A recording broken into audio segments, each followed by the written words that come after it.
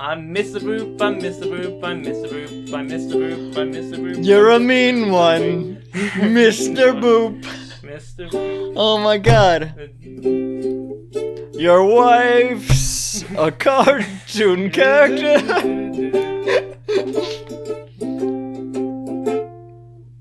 Your life is full of happiness. You're Because you're Mr. Boop. You're better. Mr. Boop. Mr. Boop. Given the choice between your wife and a seasick crocodile, I'd take your wife. Your wife. Yeah. There you go. There's the pre-roll. Mr. Grinch.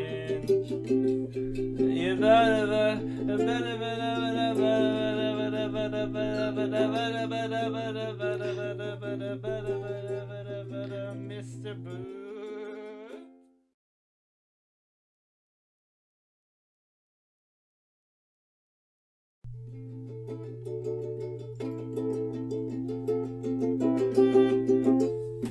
Okay.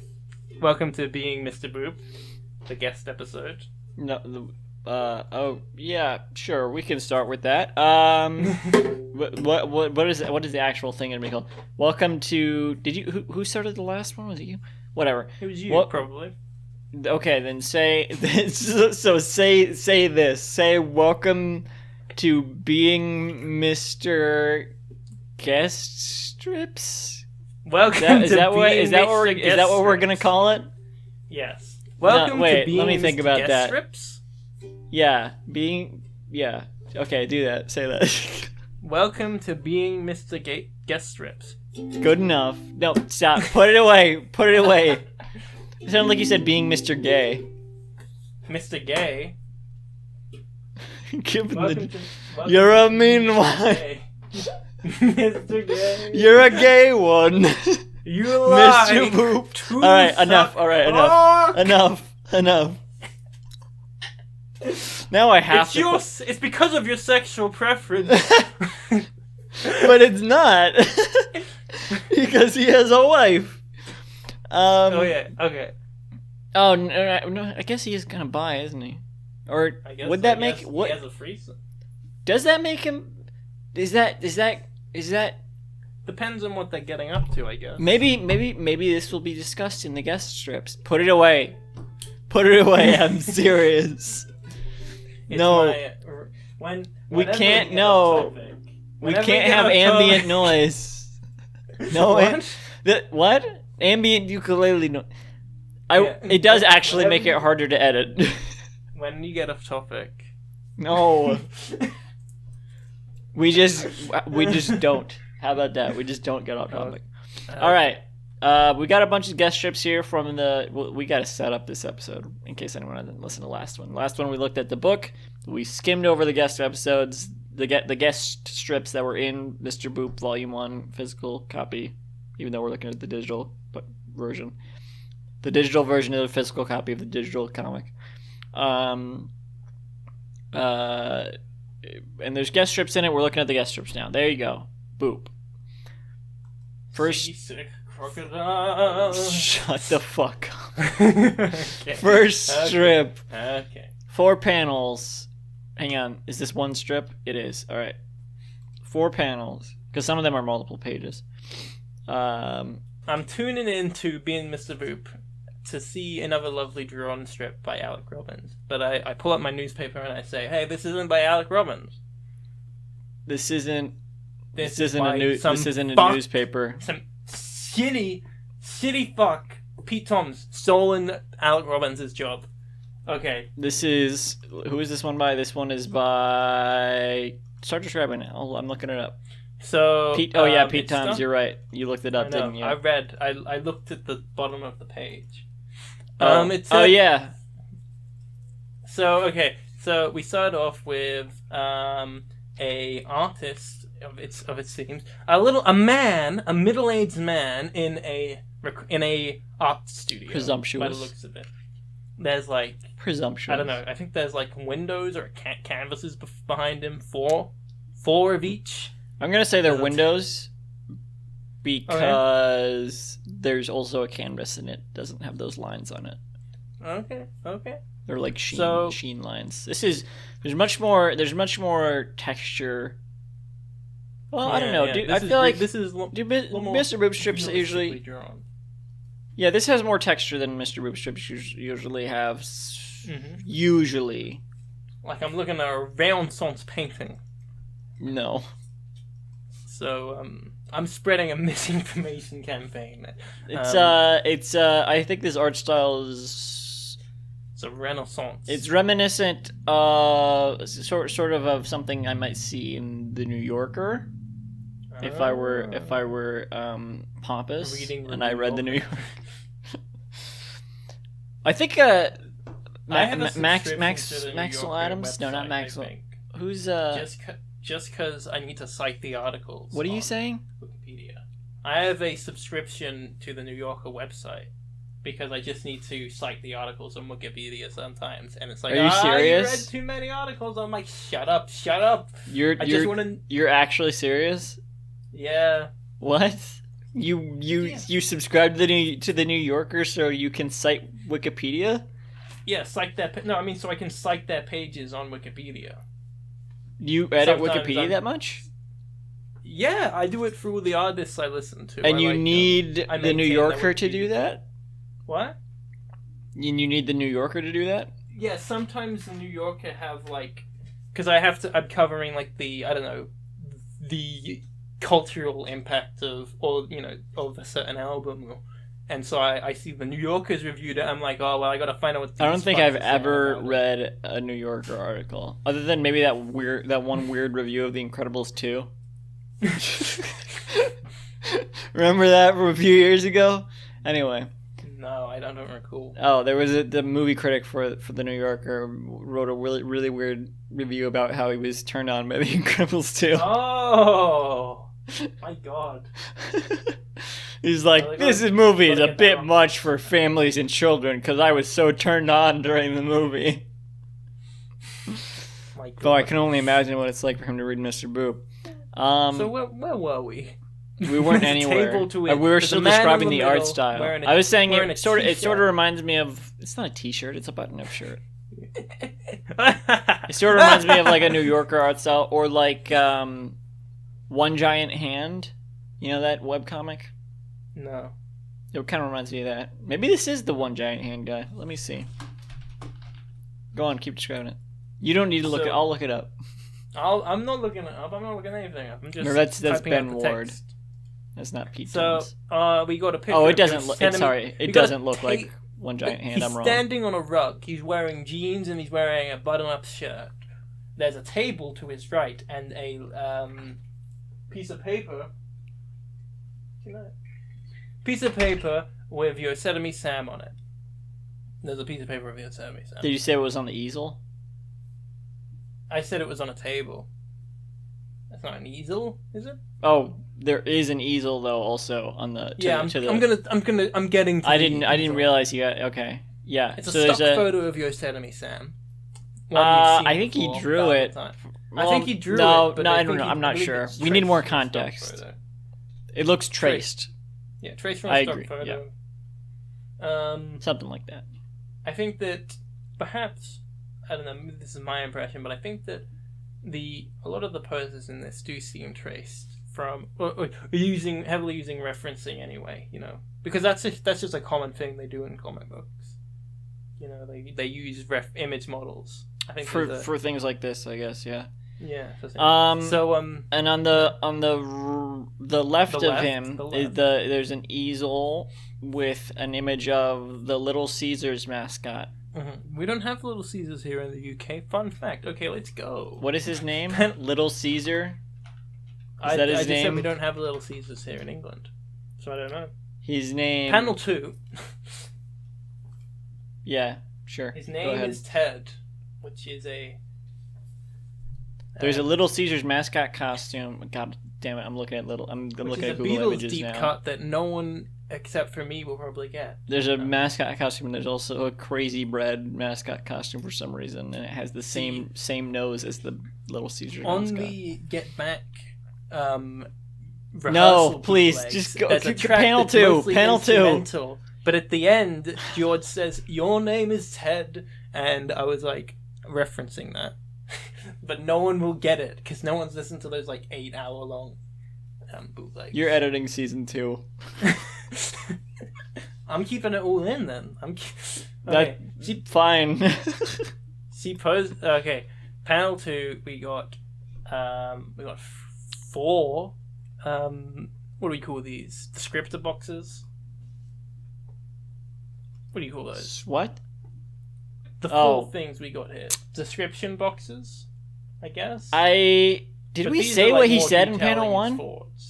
What? Did we say what he said in panel 1? Oh yeah, he's thinking in panel. No. Right? Oh no. No, those aren't. Smoke. Those are smoke clouds coming from the pipe he's smoking. Because he's smoking a pipe. He's got glasses also.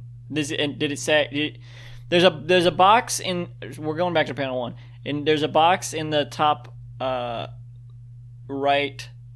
Sorry, top left corner. I don't know how I always fucking do this. The top left corner. There's a black text box with white text that says Max Levy Forum. So it's like there's a hyphen in the middle of his name. Doesn't exist. Max Levy. We made Forum. it up. Commercial artist. He's just very secretive. And then he's got a speech bubble that says, "I met Betty in the mid '80s." Panel 2. We've got. It's like he's talking to a documentary crew. I think that's the implication here. Or something. He's giving some kind of backstory. Yeah. Panel 2, we got 4 text boxes that it's like continuing his dialogue. Yeah. Behind them is 2 canvases. Is that what that is? No. This is the back of a truck. Oh, it is, isn't it? With 2 mud flaps hanging off of it with identical pictures of Betty. They're identical mud flaps of like Betty posed, legs bent, both arms behind her head. It's like a sexy pose. Yeah, it's like yeah, it's like a yeah. It's attractive. Sure. And it says these colors don't run above it. This is what the text above the Betty image is. And we're meant to presume, to allow me, Ryan, to do a little bit of conjecture here. But I think that the colors are meant to be red, white, and blue. Yeah, she seems to be wearing. I didn't realize this until now. She's wearing like a striped outfit, like a tank top and pants. Mm-hmm. And I'm seeing now that there's a corner of the tank top is like, I guess, supposed to be the stars area. So it's stars and stripes. Yeah, it's meant to be. But also, red, white, and blue colors featured on pretty much every flag, other than like Nigeria or something. Not the gay flag. Pork. What? What did you say? She posed to me when I got hired by King Features to do art for the licensed Betty Boop mud flaps. That's text box 1. Text box 2 says the art. We got along great. Mm-hmm. Text box 3. She's a beautiful tune. Oh, I'm gonna do a different voice. She's a beautiful tune, but there's something else there. Panel 4. No, text box 4. Something dark, but inviting. I see. You're doing like a noir type voice. Yeah. She had mud flaps up to here. I knew. She had mud flaps for days. These colors don't run, they say. I said, well, I'll have to make them. He walked into my office going on about a broad. He said she had mud flaps for days. I said, that's no way to talk about a lady. This man came into my house. He said he was mud flapping everywhere. He walked into my office. His muds were flapping. He was talking about how he had this problem about this. He was seeing coffins in his dreams, and I said, "Well, you got a problem about some coffin? Here, have some medicine." What? Forgot. What is this? A noir doctor? Oh my god! I like the idea of a noir doctor. Like, he walked into my office. He had a bout of the sniffles. I gave him a prescription, and he left. Patient came to me today. He came to my office. He had a problem. I told him, can't help you. He left. I prescribed him cocaine, as I is the norm. prescribed him cocaine, as was the custom back then. He came to me and he said, I feel like I'm a pair of curtains. I said, pull yourself together. Oh my fucking... Where are you getting this? That one's just in my head. That one's just a classic. Off the dome. Off the dome! Off the back of the truck. No, but dude. Fucking... What? This panel is the flapper shot. Said it was the flapper shot. It's not. Didn't know what he meant at the time. I didn't know what he meant at the time. Then I listened to the back episodes, and suddenly everything started to make sense.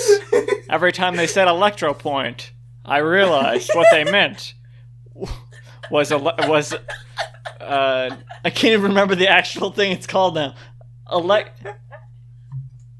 What the fuck is it called? Exclamation point. I listened to all the episodes in reverse order. Then I got to episode 1. Something still wasn't adding up. Then I saw it. Being Jim Davis. Those words just came into my head. They were the first words spoken in the universe. God walked in, on the 7th day. God walked into my office. His legs are up to here. He says, I need a break. I've been doing. I need to see a man about. I need to see a man about a garden. A garden of Eden. Garden of Eden. Face it, Eve. This is Eden. He said to me, "I want you to do something about this dame, Eve, and her boyfriend, Adam." Well, me and Eve, we went way back. This is the snake. Way back. He had scales up to here. I need you to do something about this Adam. He's not letting Eve eat this fruit. I'm trying everything. All right, panel 3. This guy came to my office the other day. This guy Pete Toms came into my office. He had panels up to here. Talking about how he was upset that his brother had been killed. What? His name was Cain. Oh my god. Something still wasn't adding up. He had a rock in his hand. It was covered in blood. I said, "Where'd you get that?" He said, "I just carry it. It's my lucky rock. I carry it around." Something wasn't adding up. Well, I carry around my lucky cigarette. So. That's just how it is in Jerusalem. In Jerusalem? I don't know. Jerusalem is formed, but... Jerusalem? Yeah. I mean, cigarettes didn't exist. Cigarettes didn't exist. He was, smoking his pipe. John Arbuckle came into my office. I'm looking for a pipe. It's purple. It's got smoke coming out of it. I had just seen a pipe like that earlier that day. It was being smoked by an orange cat. A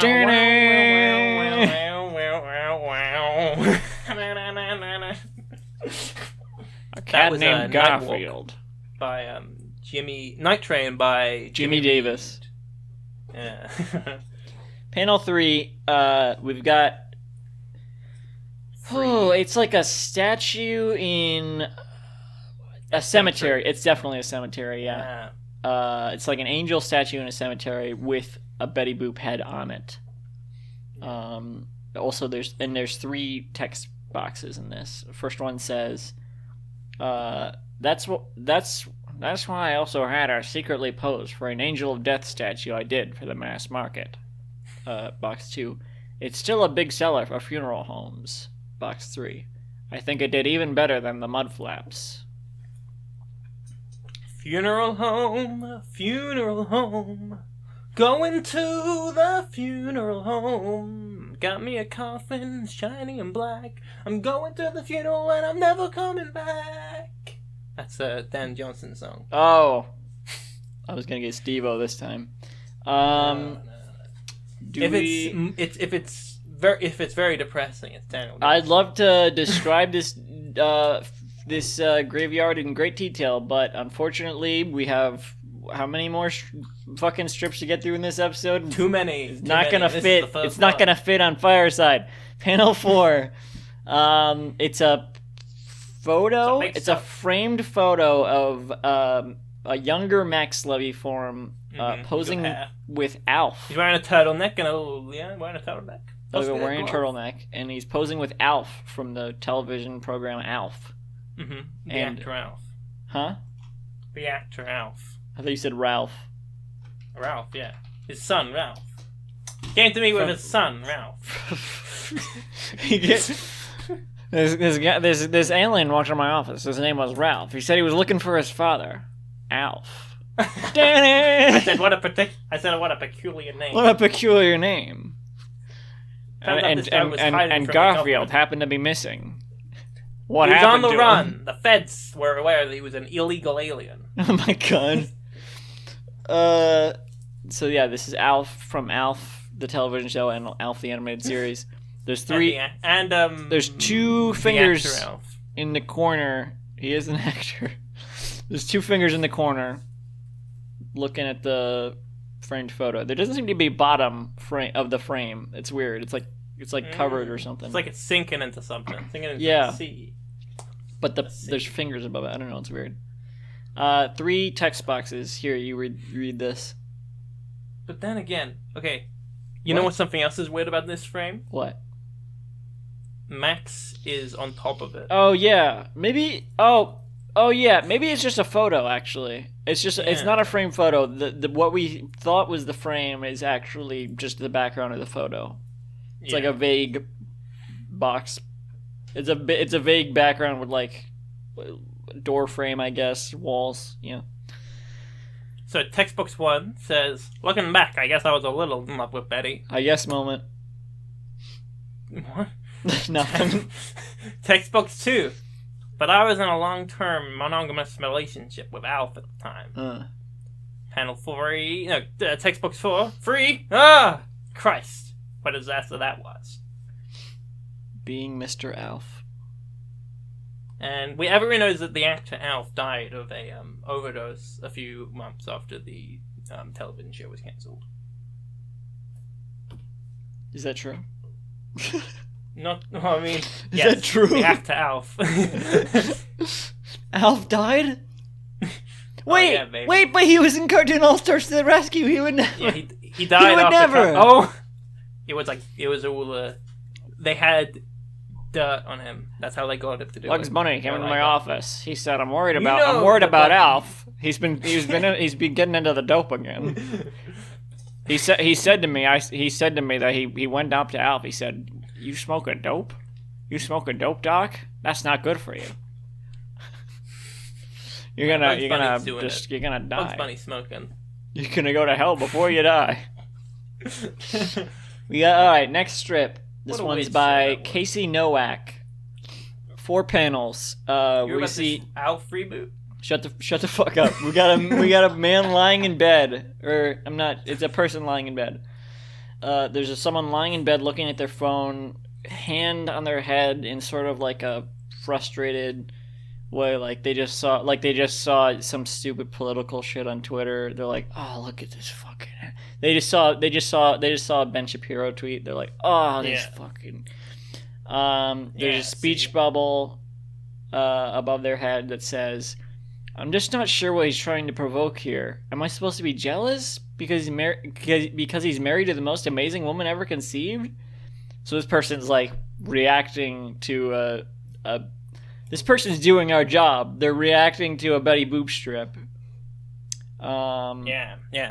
Oh, they have a blanket over them too. I just realized. Oh. Good for them. Gray background, otherwise colorless. And how would you describe this art style? We can see their fingernails. It's like a sketchy art style, I guess. I don't know. Like anime this no, like second I wave would not of say anime this. influence. I don't see any anime influence. No. It's like it's second wave anime influence. Like it's influenced by the things that are influenced by anime. Like Rebecca Sugars. I disagree. Well, I could see early Rebecca Sugar drawing a comic that looked like this, sort of. It's not as detailed. I as mean, something if you look at Rebecca Sugar's sketch artwork, that isn't the stuff for her show Steven Universe. It still looks like this.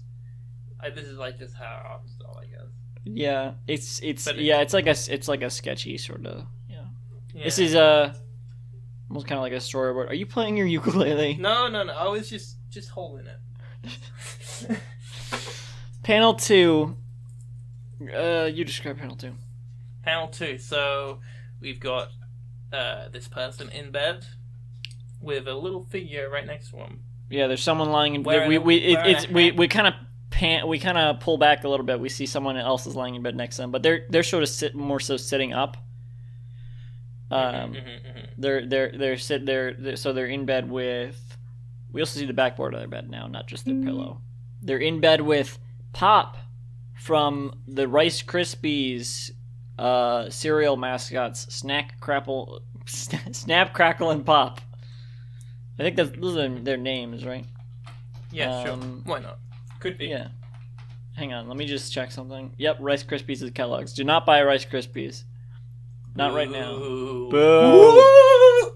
Not if the boycott is still happening when this goes up a week from now, hopefully. Do you think that's how you meant to read the phrase "boo"? Like "boo"? No, I was saying boo-earns. Like, I mean the spooky boo. When a ghost says boo, it's meant to be like boo. For some reason, every time I make a reference like that, I'm not expecting you to get it, even though you would be the most likely person to get it. Yeah, I get Simpsons reference. I know. I just don't react to them. No, I know, which is good. No, it's just an instinctive sort of thing. I don't expect someone to get it for some reason. Yeah. Yeah, I don't know. So the person who's they have their phone like against their chest now as they look over to Pop, who's lying up in bed in full dressed up in full Pop garb, and there's a Pop sort of bubble next to them that says Pop. It's all like pointy, yeah. I don't know if that's not really the right sort of pop, because that's not the pop a Rice Krispie thing would make. There you go. Yeah, that's the pop sound. Casey, no. Do I know that person? Did they do Lumberjanes? No. No? Who did Lumberjanes? Not that. No, she did do Lumberjanes. No, it's Noelle Stevenson. Oh, she was an artist on some of the Lumberjanes. Oh, she did Girl Town! Oh, Girl Town. Good book. Anthology comic book. One of my faves. Good stuff. Very short. So they have a speech bubble above them. It says, you don't see me making comics that are like, my boyfriend is an internationally recognized mascot and a drum major.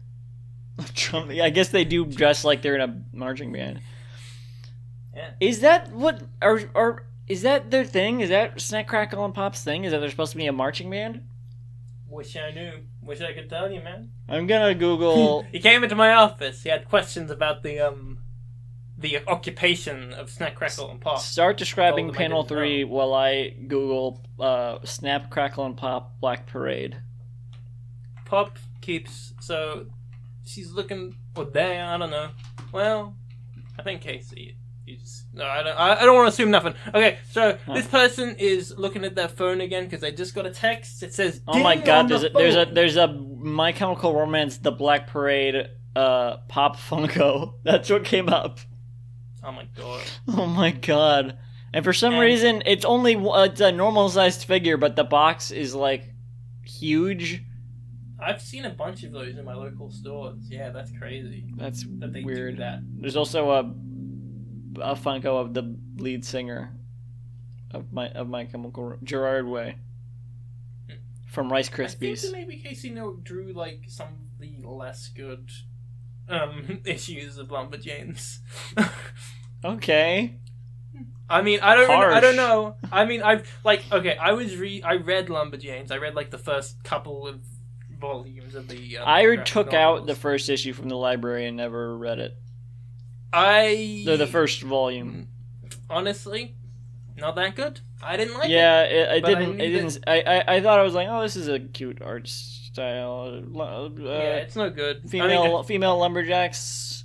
I don't know if that's what it is. This sounds interesting. No, that's not what it is. It's about a camp. Summer camp, and Yeah, cool that sounds little less video. interesting. Too many. But there's supernatural elements. It's supernatural. Yeah, they're like it's like a Didn't magical she go camp or on? whatever. Noelle Not a magical Stevenson. camp. She went on to make She-Ra or something. Yes, he did. Yeah. I just realized Lumberjane was fine. Just the character. Crackle from Snack, Crackle, and Pop has the weirdest fucking hair. Like the hair in front of his hat, it just looks like a piss splash. It looks like a splash of piss. So they're both sitting up in bed still in panel 3, and there's more pops around them. Pop, pop, pop, pop. Pop hasn't said anything yet. Maybe that's his way of talking. Yeah, I'm pretty sure it visually we're meant to be like, oh, he's talking. Yeah, he does kind of look like he's reacting. expressing, and she's looking at, this person's looking at their phone again. I don't know if it's whatever. Yeah, I had a problem with that. Yeah, I don't know. This person's looking at their phone again, and they have a speech bubble that says, "Yeah, fucking loser. Yeah, shh, I got a text." And then there's under that it says "ding" right above their phone. They're looking at their phone. I guess they're meant to sort of be that, like having a back and forth here as he's like pop pop pop pop pop, and they're like, "Yeah, I agree, fucking loser." Yeah, exactly. Also, the speech bubble was in like 2 parts, so it's like, yeah, fucking loser. And then it was the 2 parts of the speech bubble were like divided by a shh. So that's interesting. Mm-hmm. Panel 4, they're still in bed, and the speech bubble from the main person talking. I don't know if we're supposed to think it's Casey Nowak or not. I'm not sure. Mm-hmm. I would assume. I mean, if Alec Robbins is Mr. Boop, Yeah. then surely. Well, in the last strip, it wasn't. Yeah, I'm not sure. Hard to say. Oh, Doctor. I googled Casey Nowak, and Dr. Casey Nowak of Frackville, Pennsylvania, came up. Oh. Different person. Maybe. Really. Maybe alternate universe. Mm. Bled through. I think I donated my copy of Girl Town to my college library that I don't go to anymore. Oh, I never give away books. I hoard them. Nice. I picked up this. I picked up this copy afford... of Click Clack Moo Cows That Type outside of the library for free to get for my nieces. Nice. I couldn't afford to read comic books if I didn't sell the ones I'd already read. Oh, did you donate it or you sold it? I donated Girl Town, but I sell most of the other ones, most of the like trade paperback. Do you do paperback swap? No, I was. I was just reading it, and I was talking to the That's a librarian, website and that they used said, to. "Oh, that's really interesting." People used to be able to trade books you on can have that. it if you want. So they're sitting up in bed. The person's speech bubble says, Alec got shot. Electries. Huh. And there's an electro point after shot, and There's electro points after all those. Oh, also in panel 1 there was an electoral heart after jealous and one after conceived. There's other speech bubbles. There's like a little speech bubble underneath the main speech bubble in panel 4 that says electro point. And then there's another speech bubble a little bit lower under there that says golly, with like, I think that's meant to be a hyphen, but it's very thin and small, so I don't know. They have their phone against their chest, like they're kind of not looking at it again. They're just like, they put it down like wow. And Pop is sitting up in bed. They're both staring forward, and Pop has a little pop sound next to them. There we go. Hey, that's great. That was the 3rd strip. How many? Oh no! There's so many more. We should have divided each of these into their own episode. Well.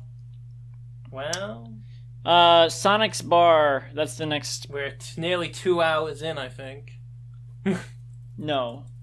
Because part of that was another episode. Okay, well.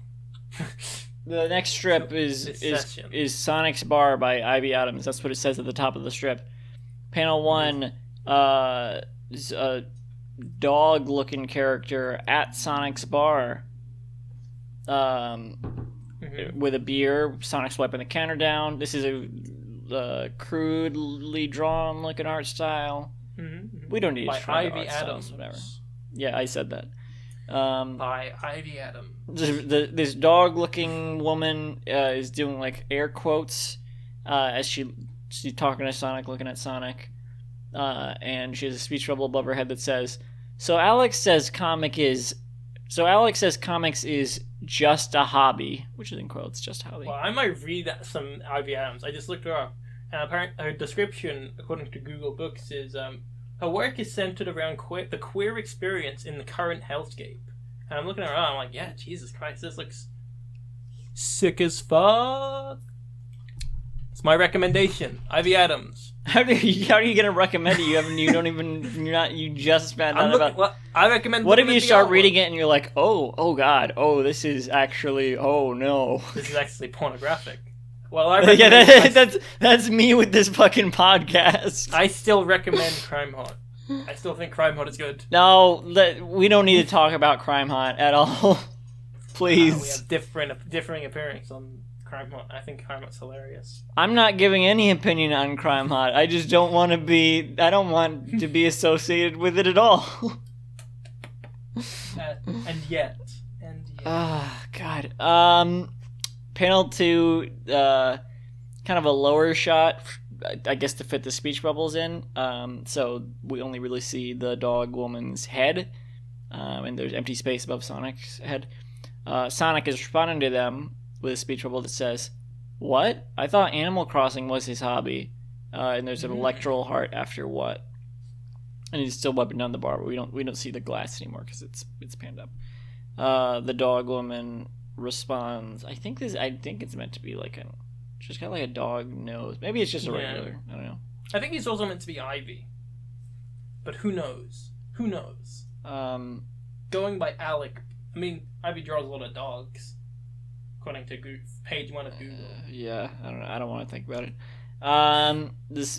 Her speech bubble says, "I thought 3 ways was his hobby," and she's got her tongue out, she's like. She's got a mole too. Wait. Oh, this is only supposed to be Ivy Adams then. The mole is the giveaway. And she's got a little thought bubble also with one word in it that says barf. Here, you describe That's me. That's what I'm thinking about. Nice. Panel 3 is Sonic doing a little bit of a shrug. Yeah, this is a great panel. Just the image of this panel is great. So I take it they didn't ask you either. So I take it they didn't ask you either. Electoral heart. And this is a shot of him standing in front of, you see the back side of his bar, which I don't know I can't remember what we usually see. But there's, how many bottles of beer on the wall, Ryan? It's just, no, I don't need to count them, but there's just alcohol bottles behind him, a shelf full of alcohol bottles behind him. Mm-hmm. All right, panel 4. Okay. Panel 4 we have, some of us follow Monomonogy. You're just reading. All right, we have Lola Bunny. No, is that Lola Bunny? Oh, that's totally supposed to be Lola Bunny. Lola Bunny from Space Jam from Space Lola Bunny from Space Jam: A New Legacy, but it's not that. I'm pretty sure it's it could be either. Whatever. She's sitting on a stool next to Ivy, and she swivels Ivy's seat around to be facing her. As she leans in towards her and grabs her. I don't like describing this. Grabs her arm. She's drawn in a provocative art style. She's got a heart next to her head. Mid to make her buttocks protrude. We see the floor of the bar. It's a checker pattern. And we see Sonic in the background behind his bar. looking at them sadly. Lola says, "What does Lola say?" Well, first of all, I don't believe this is Lola, but you can think whatever. Really? She says, well, yeah, Come on, look at it. Look at it. I think if I was more familiar with Ivy Adams' work, I think I'd be able to tell if this was Lola, if this was just. This a is character. 100% Lola Bunny. It doesn't look like Lola at all to me, in my opinion.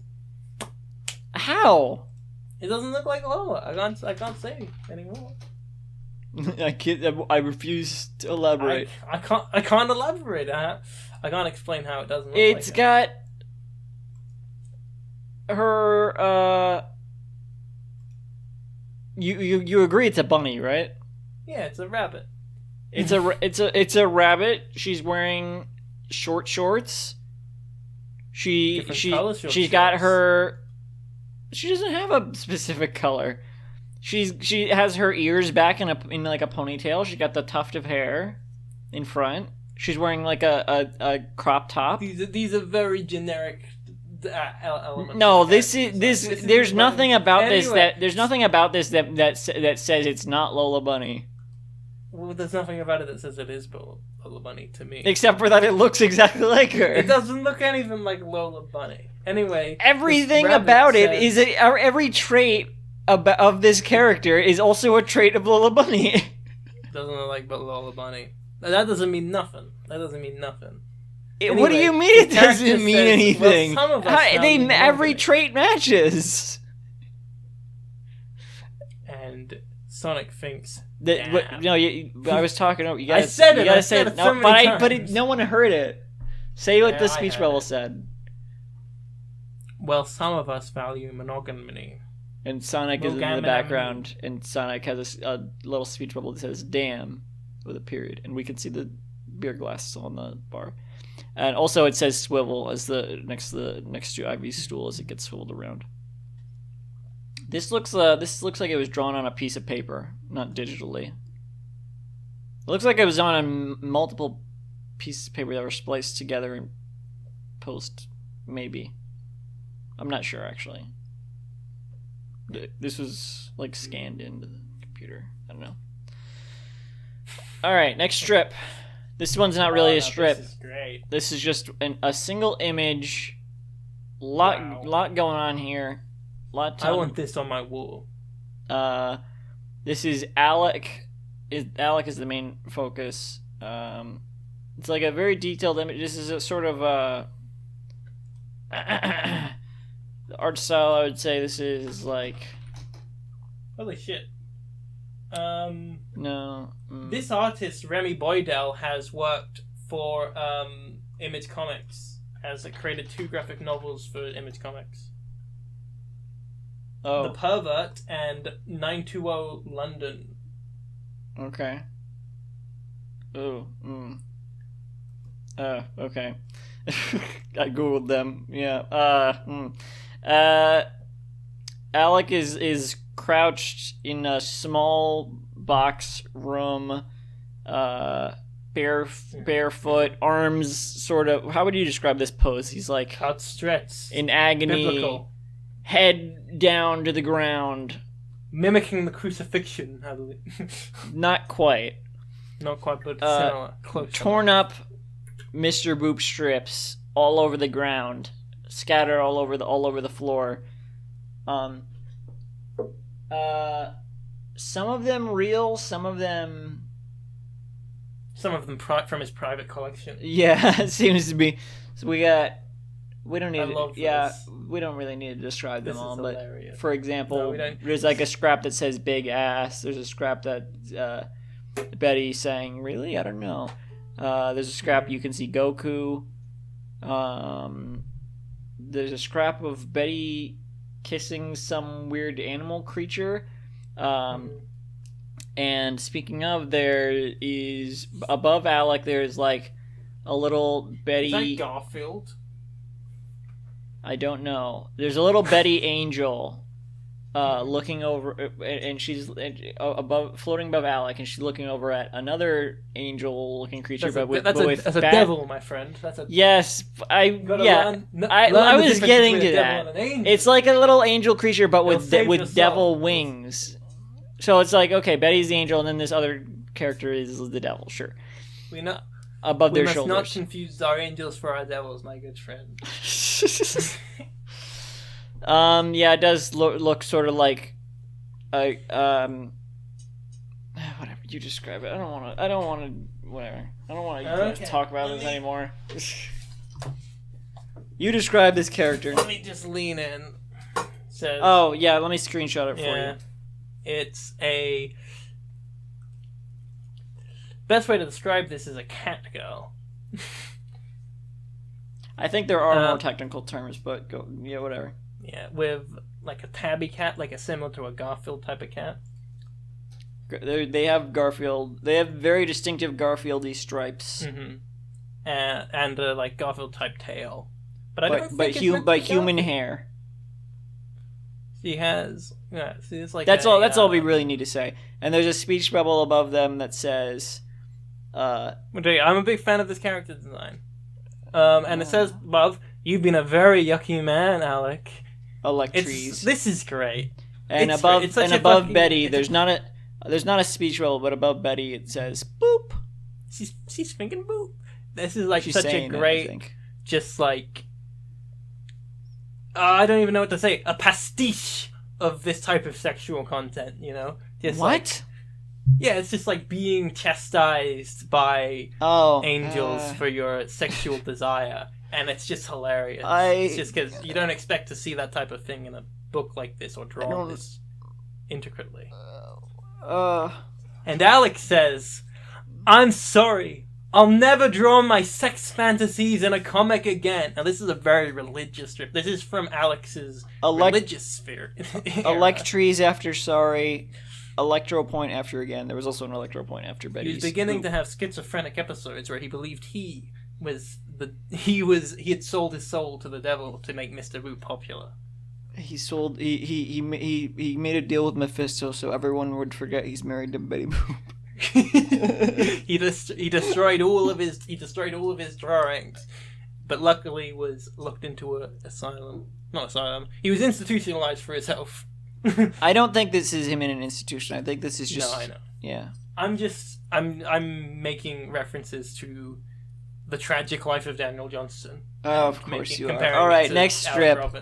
This is the strip by Joni Phillips. Joni Phillips. Joni Phillips. I don't know. Joni Phillips. Have you seen Joanne Philippi? I haven't seen any. Something onto my ukulele. Great, of course you did. Throw the ukulele away. Throw it across the room. So have you seen the? No, I haven't. I've seen some things they posted on Twitter. That's about it. Have you seen the short? Joni Phillips makes a better movie. No, makes a better TV show than Alec Robbins. I just told you I haven't seen anything from. It's a very it's a very funny one, and it's directly connected to Alec Robbins. So I wouldn't necessarily call myself a fan of Alec Robbins at this point. Well, yeah. Let me just see what it's like. Not because of anything we've. Well, I won't say not because of anything we've covered, but. But yeah, Alec Robbins. I mean, not Alec Robbins. Joni Phillips. Big fan of their animation. I recommend watching their new movie when it comes out, Barbara Winchester. But also, I recommend Wasteland, which is an anthology movie containing like 7 short films set in the same planet. And also, what else is good? A Secret and Lies in a Town of Sinners, which was a web series they made like maybe 2 years ago. I really like that little animation they posted on Twitter that was like it was like animation practice, I think, but it was like they had a little character they're lip syncing to this like weird performance by, I think it was Pink or Jessie J or something, or I think it was Pink. What is that? It was that song that's like, it's all about the money, money, money. That's Jesse J. Yeah, it was that song by Jesse J. It was like a live performance. It was a weird live performance. They're like, bubbling, bubbling. they were like really like hamming it up as they were like, and so, yeah, it was a great little animation to that. That's great. That's the only thing. That's the only thing I really know by them. Hey, that's but I great. like that. No, I recommend lots of things by Joni Phillips. Really, sure, influential, inspiration. I cited Joni Phillips on my college fucking degree or whatever it was. They seem like a talented animator. They went to Cal in terms of their art style and in fluidity and stuff and creative motions. Exactly. Don't know much about their work, but just from the animation of examples I've seen from them. Mm-hmm. So this strip is Mrs. Zimmerowski. By Joni Phillips pseudonym. That's what it says in brackets next to their name. 4 panels. First panel is I imagine this is Joni Phillips. Holding. That's how they draw themselves. Holding up the Mr. Boop zine, which is I guess what we're reading. It's just a little.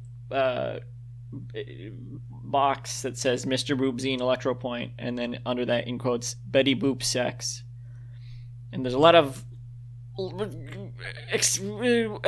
lines for emphasis around spikes for emphasis around the zine, and some lines for emphasis around her head, but they're not like spikes; they're just like little lines. She's wearing a shirt that says "fuck." She's got a speech bubble above her head that says, my favorite daily comic strip, Mr. Boop by Alec Robbins. Mr. Boop is in quotes. And then underneath, she's got a speech bubble that says, can't wait to read it, with 3 electro points. Mm-hmm. What were you saying? I said all of it. What? You said, I really like something. I love evil. You love evil? What? All right. Panel 2. We got a close up of sort of from behind. We get or from the side. I guess we see side of Joni's face as we see the page of Mr. Boop kind of photocopied into the strip. Mm-hmm. She's reading it. We see her close up of her face laughing at it, some spittle coming out of her mouth as she's smiling and laughing at it. I don't with her square glasses. I don't actually know what Joni Phillips' pronouns are. I've never been able to find out. Oh. Well, does it matter then? If it's not public knowledge? Yeah. Okay, good. Speech bubble says, there's a speech bubble from them that says, haha, perfect as usual. Haha, perfect as usual. And the perfect is cut in 2 so it fits into the way you said haha is very Joni Phillips. Like a lot of the dialogue perfect is done, and their as animations usual. Is done very I think I saw another animation by them, the animated music video for Black Dresses, yes. Dresses, yeah. You like that? You like them? I like that song. I think the singer or one of the members of Black Dresses used to be in a duet with Mom, and their album Free was like the soundtrack. I'm not familiar with. I just know that song. Mom's Free album, good. Difficult to look up. It sounded like you were doing a caveman thing for a second. Mom's Free album, good. Mom's Free album, good. Good album. Recommend. Grog, give 5 stars. The production holiday is quiet. Production good. Good sound quality, yes. Grog, get the pressed. album contains a subtlety in the structure which is unseen in most indie pop of that genre. Grog, get rare pressed vinyl. Grog, go down to Amoeba Record. Get pressed vinyl. panel 3, Joni is looking over to the left, where they see, I think, well, we don't need to speculate who it is. We'll just read their speech bubbles. Shut up. We'll read their speech bubble first, and it specifies who it is. Their speech bubble says, "Hey, my husband Bobby Zemersky from an extremely goofy movie," in quotes. "Come over here and look at this." Perfect. Nailed that dialogue. It's just perfect. Bobby Zemersky, just like I'm watching a Joni Phillips strip. Who's to the left of them, is naked. But luckily they're giant penis. Yeah, luckily it's off screen though. We can see it. Well, most of we can see it hanging down, but the head is cut off. Mm-hmm. It's off. it's cut off panel. It's off panel. They're only. Oh. They're only wearing a bracelet, sunglasses, and a single ear. Are you implying to me that the negative space between his legs is his nutsack? I'm implying they don't have one. No! You think this bitch was nuded? Oh, it's not... Why did you say it like that? It's not a bracelet. They're wearing gloves because they're like the Mickey goofy movie characters. Yeah, like every Mickey World character. Mickey World. That's me. I like how big their mouth is open. That's a British man when he's finally discovered the world is insane. He says, "Oh, this is a Mickey World, isn't he?"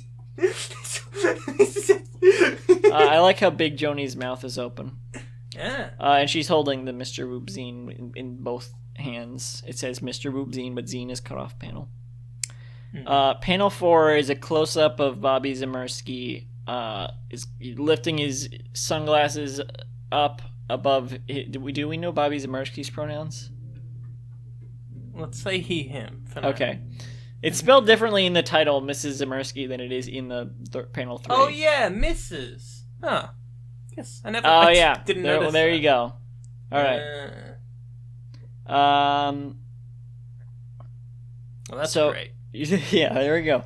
Hey, good for you. We used logic. Bobby Zemersky is like tilting his sunglasses up above his eyes. I was trying to point out that Zemersky is spelled differently. Yeah. So there's a U in the title and there's an E in the title. It's Zimmeruski. Zemeruski. And that man did the score for such great movies as Ruski of Steel. You know, I was watching Cool Runnings yesterday, and apparently Hans Zimmer did the score for Cool Runnings. I'm not joking. So I was watching Cool Runnings. There's just a lot of steel drums and stuff. Classic steel drum Hans Zimmer score. I was talking to my brother about if I ever did a stand-up set because I've been. So I was keeping notes. So I was watching Cool Runnings the other day. Keep up. Keep up. He said you should open every set by saying, so I was watching Son of the Mask the other day. Anyone here seen Son of the Mask? And then depending on how many hands go up, I put on Son of the Mask. Oh, wait. Okay, hang on. All right, just be real quick. Not even no. You hold your phone up to the audience. I think there was like a sketch like that. Was that SNL or something? Thank you very much. I'd project it on the stage behind. No, you'd be like, oh, hang on, you guys haven't seen it. Hang on, I'll just pull it up real quick. Let me think. All right, look.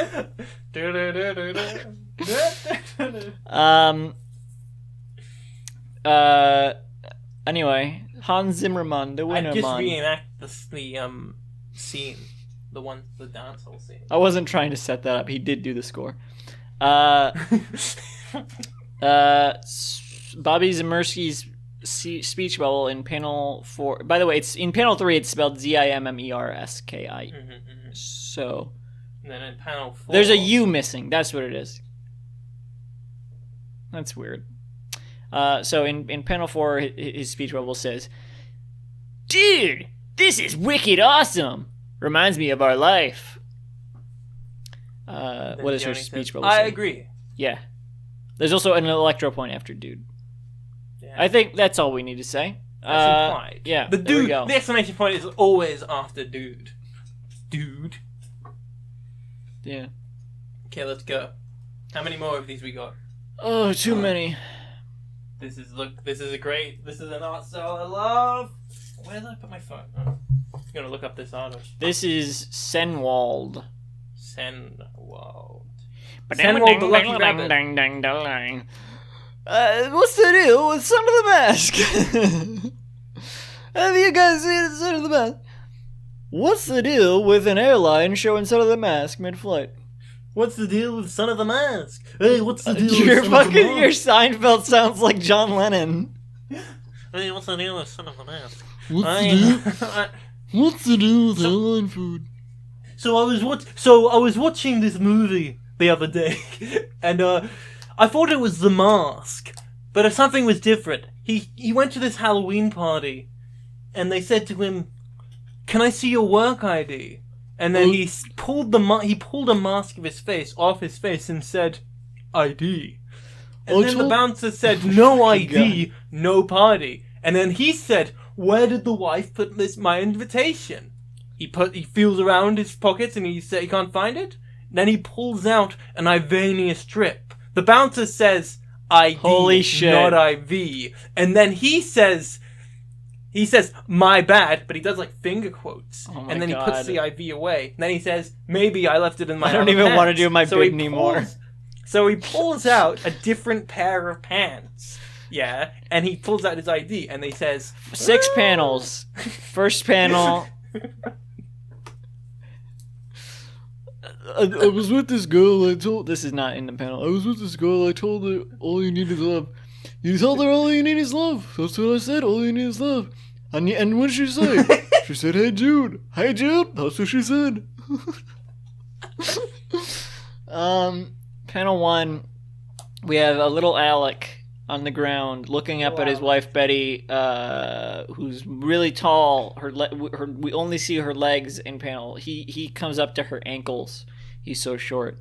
He's looking up at her. His speech bubble says, "Betty, I'm coming up to recite a poem I just wrote." Panel 2, it's a thin panel. He's running up. I can't find any information on Senwald. He's running up her leg, passing by her garter as motion lines trail behind him, and his speech bubble says, "It's me, your husband, Mr. Boop." An electro point after husband, and an electro point after Boop. Mr. Boop is in all caps, and it's underlined, double underlined. Panel 3, he's running up still. I guess he's going up. He's going up her torso, like the inner curve of her torso. There's a little fart cloud of motion line going out from behind him as he's running, arms outstretched. And he's got a speech bubble above him that says, "B as in beep." Like he's gonna go through his whole. Beep is in all quotes. I mean, beep is in quotes. O as in orangutan. Beep is in quotes, and there's 2 electro points after it, but they're underneath it.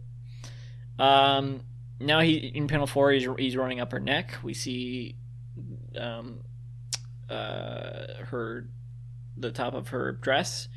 He runs along her neck. There's like a arrow line following him, trailing behind him. He's got a speech bubble below him that says, "Hello, Electro Heart." Panel 4, regular size panel. This is the first regular size panel. Panel 5. Panel 5 and 6 are about the same size. I've been trying to find out who this Senwald is, and I think this is Alec Senwald. What's the deal with Senwald? What's the deal with Senwald? What's the deal with Senwald? Is a storyboard artist currently on Summer Camp Island, but also on season 7 the only good Time. cartoon about summer camp. Do you like it? Yeah, I like Summer Camp Island. I love it. I really love it. Yeah. I wasn't being facetious. No, I know. Lots of my friends don't like it. Maybe it's gotten bad since I last watched it because I fell behind in season 1. They're the type of people who don't like watch a show if they think it's gonna be bad already. So it's just like, I thought it was pretty show. good. Not as good as Apple and Onion though. Apple and Onion is the GOAT. I disagree. Scored by Mark's Well, fuck you. Panel 5. Wait, really? Yeah, he did the soundtrack to Summer Camp Island. Oh, that's so weird. Panel 5, we see... And What We Do in the Shadows. He's doing that currently. We see Betty's head. It's sort of oval-shaped. Oval on its side. And we see clouds in the background because she's high up in the clouds. She's so tall. This is a nice, cute little drawing of Betty. Alec is standing like on the line of her cheek, on the bottom line of her head, somehow. He's very tiny in the corner of her face. She's looking down at him. She's looking towards him. He's got a speech bubble that says, "Betty, why didn't you answer me? Your husband." Electro heart. Your husband is in brackets, and it's very tiny. The text is very tiny. Amazing. This is better than any Mr. This is a good strip. Yeah, this is a very good strip. I agree. I like this better than any of the others so far. Not necessarily any Mr. Boop strip, but any of the guest strips so far. I think it's better than any Mr. Boop strip. I can't think of any Mr. Boop strips better than this off the top of my head. I'll say that. Final panel, panel 6. Close up of Betty's face. This is insane. It's a close up of Betty's face. What the fuck? We see her eye, and we see part of her mouth. That's all of her face that fits in panel. That's all we can see. And we also see Alec in the corner. We see part of his face looking up at her with a heart eye in his glasses, and also a little heart next to his face. She's got 3 big eyelashes. We see close up of those on her above her eye, and one of them is like forming a hand. The leftmost one is forming a hand as it stretches out, holding a comic she drew, a little 4-panel comic. It's a little 4-panel comic she drew. There's a little arrow following the eyelash as it hands it over as well. And this comic appears to be the same comic we're reading. Whoa! It's the same comic. But it's weird because it's a 4-panel comic, whereas the other one is... No, there's other panels. You can see there's the other panels. They're just less defined because it's little. Oh, I see how it... Oh, they kind of look... I was looking at it. It looks like it's forming a different shape. It looks to me like a leg going into some sort of black shape, but I see the dividing lines. Yeah, so there is 6 panels. What is this? Superman's pal Jimmy Olsen issue. What issue was that? I wish I knew. Hey. Good night, everyone. Issue 110? Jesus Christ, why'd they make so many? Why did they make any? You never read Superman's pal Jimmy Olsen? I don't read any. I've never read a single superhero comic ever. I think I've said this before. The one superhero comic I think I've ever read is the smoking PSI issue of Spider-Man from the 2000s or 90s. The greatest comic book cover of all time. Okay, let me finish this first. So her eyelash is holding a version of an Alex size version, like the size of. It looks like she like. I feel like the implication is like she drew it with her face or her eyelashes or something because she's handing it with her eyelash, and it's the size of Alec. It's like a human size. I mean, she's presumably human here or God. I don't know. I think she's God. Yeah. All right. Fair enough.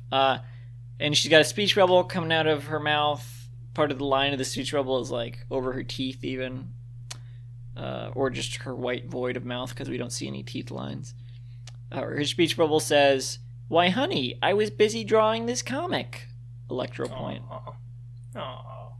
This is a great comic. Great. Thank you, Betty, for this comic. Betty drew this. Senwell did. That's why you couldn't find anything about Senwell, because Betty drew this. Yeah, because it's Betty. It's Betty's pen name. Wow, Betty works in Summer Camp Island. Yeah. Wow. Okay, now look at the All right, look what at is the this? Jimmy Olsen comic. This Jimmy is Olsen. the greatest comic cover of all time. What the fuck? Kirby's Fourth World of Superman's pal Jimmy Olsen. Are you ready for defoliants in your succotash? Are you ready for landmines in your lunchbox? Are you ready for this? 2 Rickles, Don and his long-lost alter ego, Goody.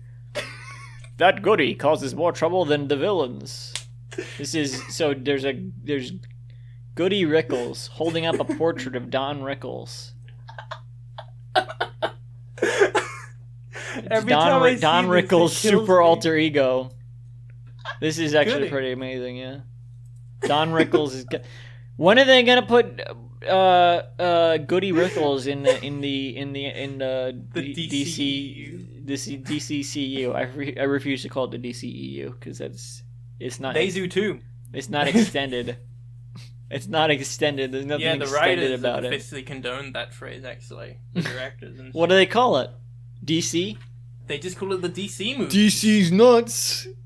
Anyway, next. You can't see me, but I'm pogging. You know what? You handle this one. I'm not. Okay. I'm out. I'm out.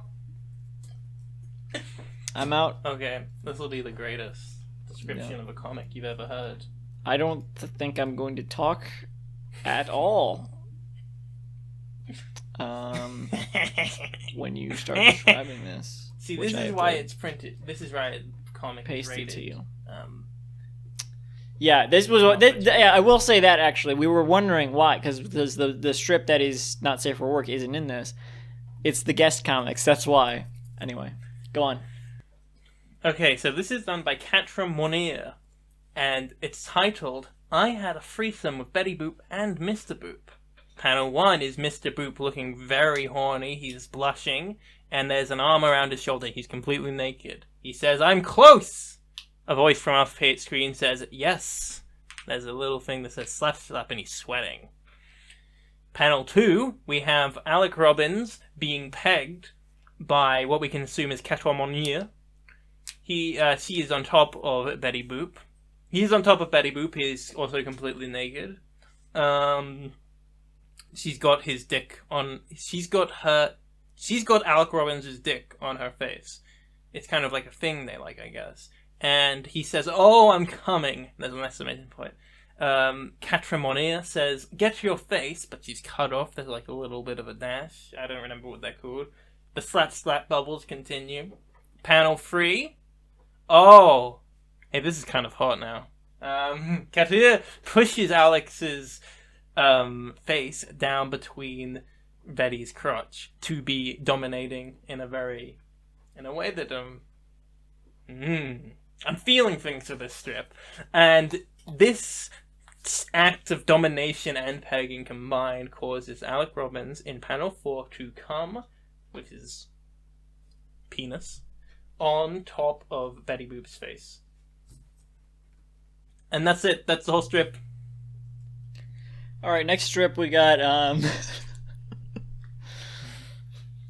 Wait, I gotta do a little bio on Catra Monnier. Nope, we don't have to say anything. this We don't have to say this- anything more about that. Oh, this contains explicit images. Great. Apparently. Next strip by Mia Schwartz. It's called Good Night.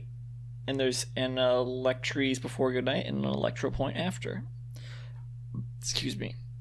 Well, before we describe the strip, this is an interesting presentation here because it's a 4-panel strip, but there's also a drawing of Betty in front of the strip.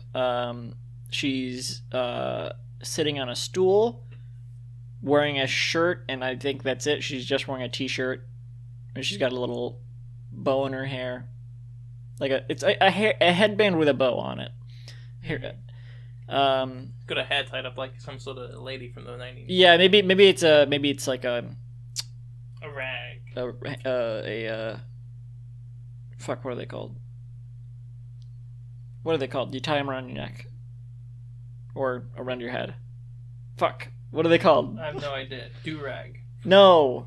It's very common. It's a very common word. It's the most common word for this. I have no idea. But I'm blanking on it. Fuck. Not handkerchief. Oh, god damn it. Catimonia does a lot of stuff about sexual liberation in their work, so that's why that explains the context. Great. I don't want to know. I don't want to know about any of it. Okay. You don't want to be sexually liberated, huh? No, huh? I would like to be a. I don't want I don't want to talk about any of it. What the fuck? I'm looked up synonyms for ascot. It's not an ascot. What the fuck am I thinking of? I used to have a blanket made of these. Nice. Good for No, you. what are they called? I can't. I Hey, need to good know for what you, this man. is called. Well, What is it called? It's funny. A synonym for ascot is mantlet, which is funny because it looks like manlet, which is what Alec. I'm sorry. In the comics, what is? God damn it! What is it fucking called? What is it called? well, I don't know. It's a do-rag. What is it called? It's a do-rag. No, it's not a do-rag. Maybe It's you're definitely not thinking- an ascot. It's a do-rag. All right. Just look up. Just look like 1950s lady hat. No, like it's not. That's not what it is, though. 1950s rag. Bandana. Ooh. No. Bandana. I know it's not a bandana. That's the word I was looking for. It reminds me. No, I know. I think it is a bandana. Actually, you know what? I take it back. It is. I think it's a do-rag. She's tied. It's not a do-rag. She's tied her hair into a bandana. Her hair is all messy. I think it's messier than usual. Maybe I would say it looks like she just woke up from a night of sleeping. There's clouds behind her and in the background of around the strip in the top right corner. She's drinking a cup. She's drinking something from a mug, and she's got her wedding ring on. She's got dark eyes, eyeshadow or whatever. This or just is really her eyes are darkened. making me realize what Mr. Boop is really a comic about. You know, Betty Boop. It's a comic about not being afraid to express your sexual desire. It's a comic about his wife Betty Boop. Yeah, but I mean, it's like, you know, because we live in a society where that stuff. If I thought that that's what the comic was about, I would not have started this podcast. I don't know. I didn't think that was what it was about, but seeing that this is how so many of the guest artists have interpreted it, I'm like, well, yeah, that's what I think it's about. I think there's a lot of strips that use sex as a punchline, so it makes sense that a lot of the guest strips would do the same. I think that I would think it is a punchline. It's supposed to be shocking. I think that it's saying that like women, like we want to hide our desires from society, but we all wish we had the confidence of a man during a comic strip about him having married his, you know, waifu, quote unquote, married the object of his Let me desire. say this: I am not as confident about. Because I say, oh, it's a punchline that it's sexual. It's like supposed to be shocking. This is how I always took the strips. Like, oh yeah, and I think that's true to an extent. Like, oh, it's supposed to be shocking. Like, it's Betty Boop, but she's drawn as having sex. It's like if you draw fucking Bugs Bunny having sex. Obviously, the joke is that it's Bugs Bunny. But I think there's a deeper level to that. I'm not even talking about what you're saying. I don't want to talk about it. But considering what Alec has gone on to draw now, which is just there's not any of that. There's no irony to it. There's no Betty Boop, Bugs Bunny. There's no irony to it. It's just a porn comic. Yeah. At least issue 2 is from what I've seen. Because I'm not trying to look. It's just in my fucking Patreon home feed. So that I'll say that I don't know how to take those strips anymore because it doesn't feel as ironic as it did before. Yeah, I think it's definitely about liberation from the constraints of whatever. This prude society. Betty's shirt in the drawing in front of the strip says Mrs. Mr. Boop, and there's a drawing on it it's kind of obscured by her arm, elbow. but it looks like Morty from Rick and Morty. But it's actually Mr. Boop. No, it says Mrs. Mr. Boop. Yeah, but there's a drawing of Mr. Boop. He's not wearing glasses. He is. No, he's not. You can see the lens. You can Where's see the where's the frame? You just bug eyes. It's the artistic choice. Sometimes people draw glasses like that. You can tell it's glasses because panel 1 of the 4 panels is Betty and Alec. It looks like Alec. He's doing the white face. He's got his head. No, he's not. He's grimacing. Panel 1 of the 4 panels is Betty and Alec lying in bed. Oh my god, let me describe the fucking strip. Panel 1 of the 4... This is not going to fit on Fireside. Panel 1 of the 4 panels are Betty and Alec lying in bed. Betty is dressed in lingerie. Both of their eyes are closed. Although Alec's closed eyes look like they're closed because he's not wearing his glasses, and her eyes look like they're closed because she's just resting them. They got a lot of pillows. It's a very immaculate. It's a big bedspread, sort of cartoonishly honeymoon looking setup. They got blankets over them. They're cuddled up together. Alec is wearing what looks like a Santa hat, but it's probably supposed to be like a nightcap. And there's a polka dot wallpaper background. So they're lying together, and Betty has a speech bubble that says, "I have a new fantasy." All right, go on. I don't want whatever. Go on. Okay, so Alec says, well, we don't know who says what. Well, this is okay. No, this is Betty talking. So panel 2 is. There's two. Hang on. Well, I'll say how it's set up. I see what this is. There's 2 speech bubbles, and there's also text before those 2 speech bubbles, which is Betty talking, and then and then the other 2 speech bubbles are an exchange between Alec and then Betty. Now this is Alec being thrust upon something. I think it's between Betty's legs, but I'm not entirely sure. It's kind of vague. Have you read it? I haven't read it yet, but I'm going to. So the text says, "You're very small. I hold you in my mouth, pressing you between my palate and tongue." Okay. Yeah, so that's what's being happening. And then Alec says, "Do you bite?" And Betty says, "Should I?" Then in panel 3 we go back to... For the record, I know the word isn't palate, but I don't want to... Whatever. Panel 3, it's the same shot as panel 1, but their eyes are open. Betty's eyes are open a little bit as she's looking over at Alec, and Alec's looking over at her, and he's blushing. This is definitely a comic about sexual liberation. I don't directly care. Talking about his speech bubble says, "Hee hee, I'm scared. Heart." Because not electro heart, not electro heart, just a little heart in the speech bubble.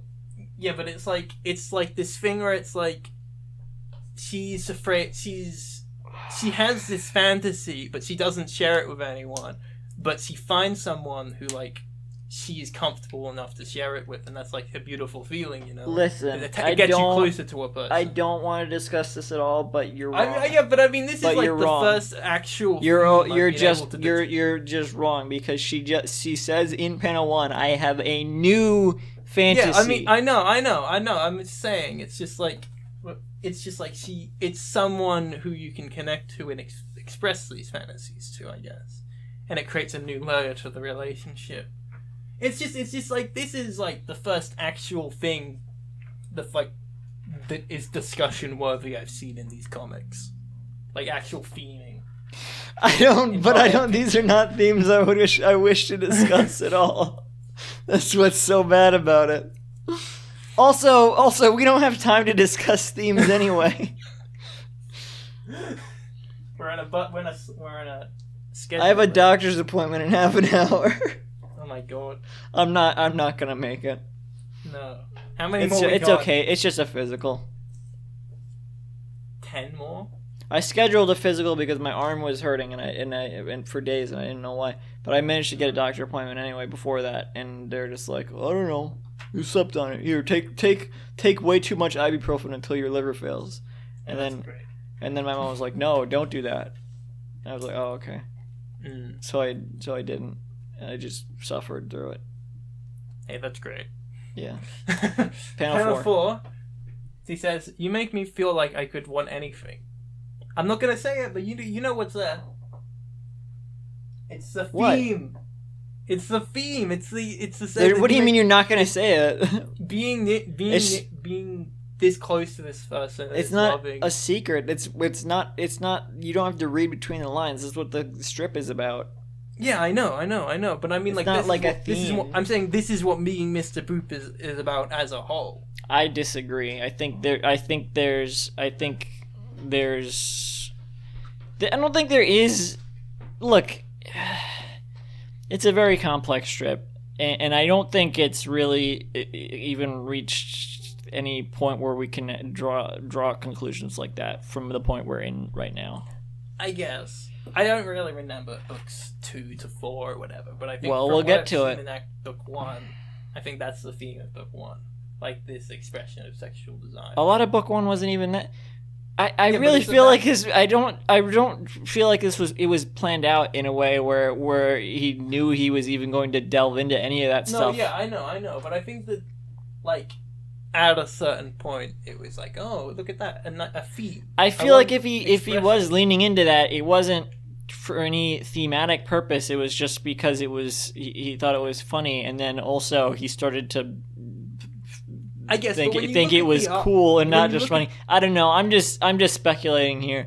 When you look at the work of these he seemed to start to think that it was more than just funny.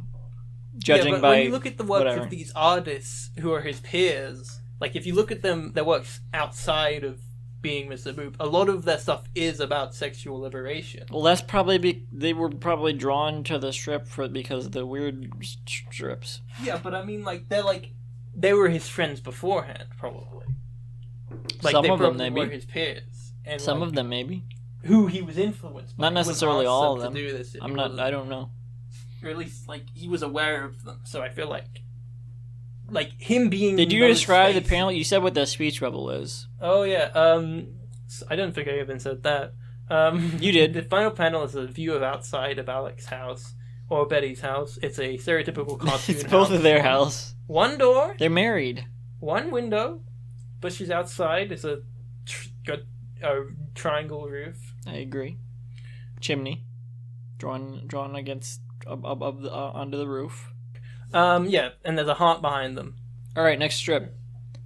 I think this might. I didn't look up that artist. This might be the last strip. It is. All right, last strip, but it's multiple pages. Great. Okay. This is Mr. Boop in Date Night, written and drawn by Sean Muscles. We have Betty and Alec walking. This is one big panel as the title panel. Betty and Alec walking into a diner with a checkerboard floor. There's pictures on the wall of people. I don't know if they're supposed to be cartoon characters. that I don't recognize. At the counter, behind the counter, we have Superman with an apron on. Jessica Rabbit's there, right? Taking an order, huh? Jessica Rabbit's there, right? I'm not sure if that's Jessica Rabbit because I don't recognize the other two frame pictures on the wall. There's also like a road sign on the wall. That one on the left can be Don Rickles. Yeah, that's Goody Rickles. Oh my god. Superman's good friend because Superman clearly works the diner. Yeah. He's behind the counter at the diner taking Cloud Strife's order. Cloud Strife is sitting with his Buster Short. Is that what it's called? Yeah, sure. I don't know. Superman has an apron on. Also behind the counter.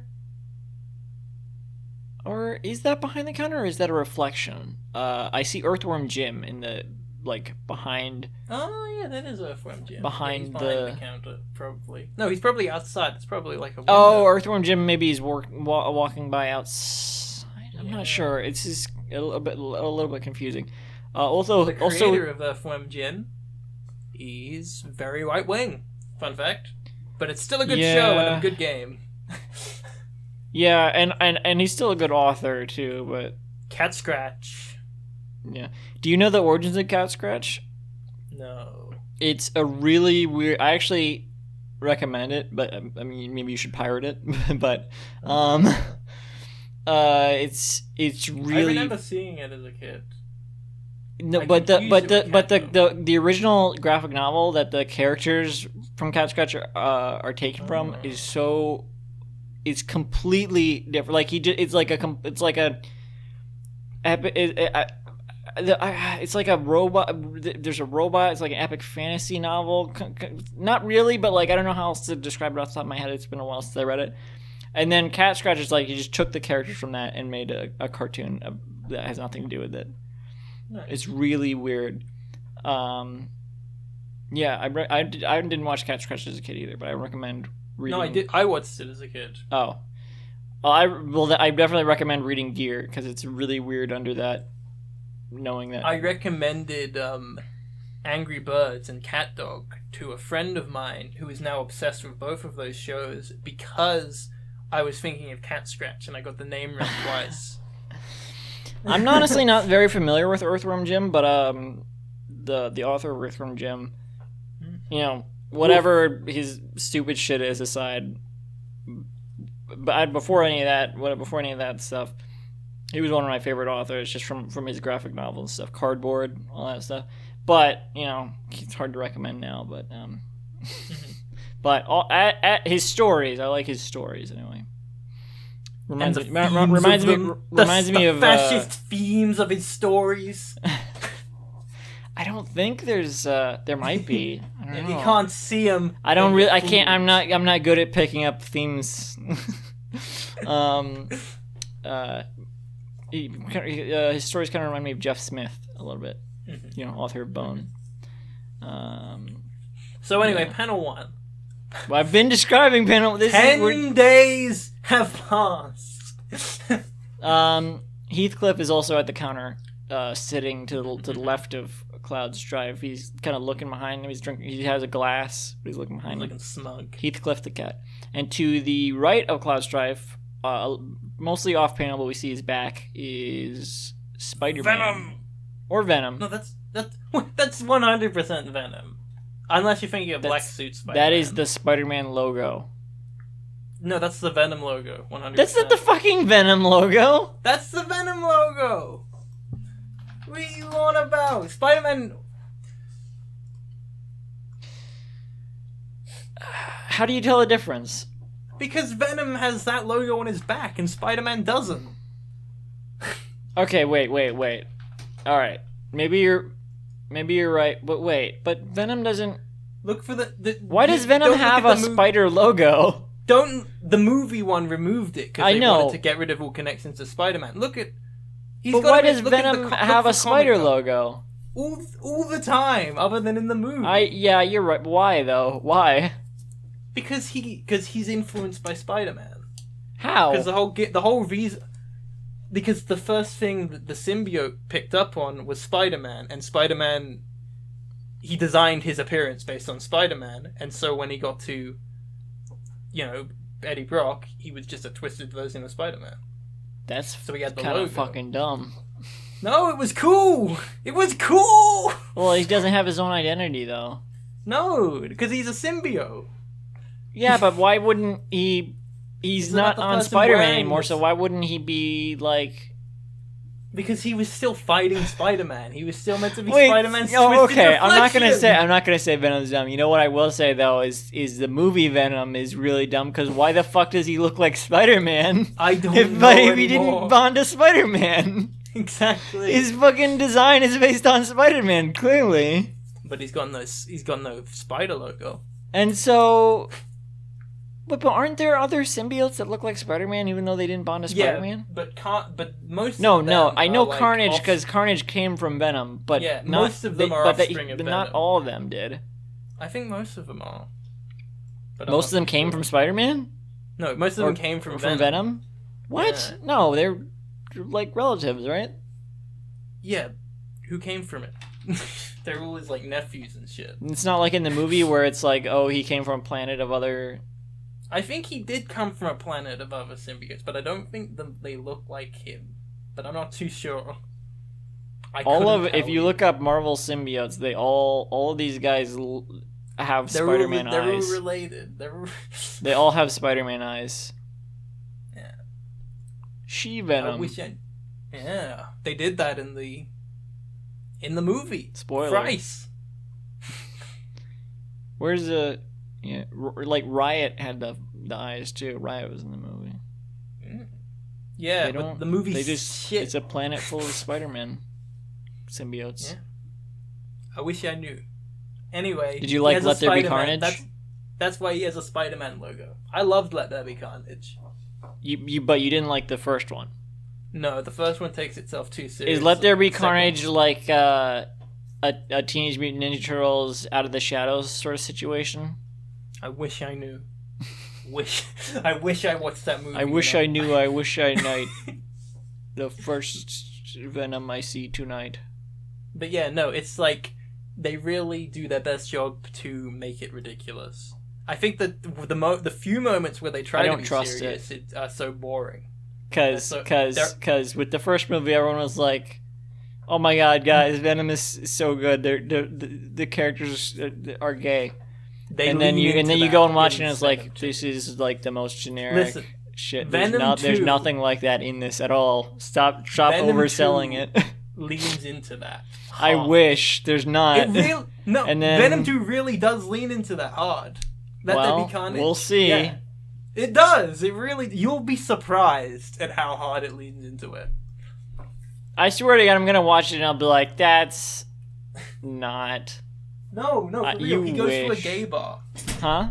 And he goes to a gay bar. Yeah, but that doesn't. Whatever. He does. It's true. Just because he goes to a gay bar, that's just a setting. Eddie Brock doesn't go to a gay bar. Look, I'm not trying to. I'm not. I don't. I look. It would be great if Venom was on a gay. tropical island together, drinking soda. But I don't like to give movies credit where it's not due. What's the movie? It's good. I like it. I don't want to. I don't want to bother seeing it in theaters. There's too many other stuff I want to see in theaters. But what about that? What about that post-credit scenes that hints at a larger universe? That's what's been on all the ad reads for Venom 2. I keep seeing Venom, and the post-credit scene that hints towards a larger universe. Venom is sitting to the right of Cloud Strife. We also have some booths on the left side of the page panel, whatever. One of them has Homer and Marge sitting at it. We see Homer. We see from the front. We see Marge from the back. And then the booth closest to the reader, it has Santa Claus sitting at it. Who's not a cartoon character. He's just it's kind of weird. He's a patron saint. Okay. Text that says Mr. Boop in date night. Yeah, there's text in the title is in the bottom right corner. It says Mr. Boop in date night, and there's hearts around the date nights. Written and drawn by Sean Muscles. And Betty and Alec are entering the diner, and Alec is his arms up, smiling, eyes closed. He's wearing like a bomber jacket, right? Like a 50s style bomber jacket. They still make them. Yeah, but it's 50s style. I guess. Is that what it's called, bomber jacket? Look for a high school bomber jacket. Or is it Letterman? Oh, it might be. No, it's right. It's there. It's rude. Okay.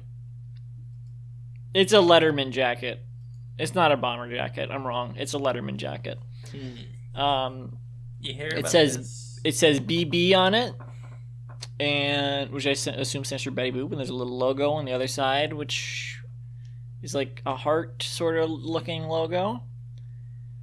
Betty's standing next to him, also wearing a 50s style outfit, like I would say maybe she's wearing a bomber jacket. No, I don't know. Greaser, sort of greaser lady looking jacket. Stockings, fishnet stockings up to her knees, and high heels. She's really dressed up. Yeah, they're both dressed up for going out to a diner, even though none of the other characters are dressed in 50s style. Sometimes clothes. it's just nice to dress. Yeah. Next page. Yeah, as if. So, Alec, it's a side-on view. Oh, and Alec has, on his little... This is panel 1 of 4. He's got a PNG of Betty Boop. Of this page. He's we see on his gesturing. arm there's like PNG images of Betty Boop on the arms of the Letterman jacket. He's gesturing towards the audience. The fourth wall, if you will. He's gesturing in the direction of the audience, yes. Yeah. He says, Do you want to sit at a booth or at the counter? Betty replies, I'm happy with either. And she is holding her jacket really nicely, and yeah, she's looking happy to be there. But they're both enjoying each They're other's both presence. still standing next to the door.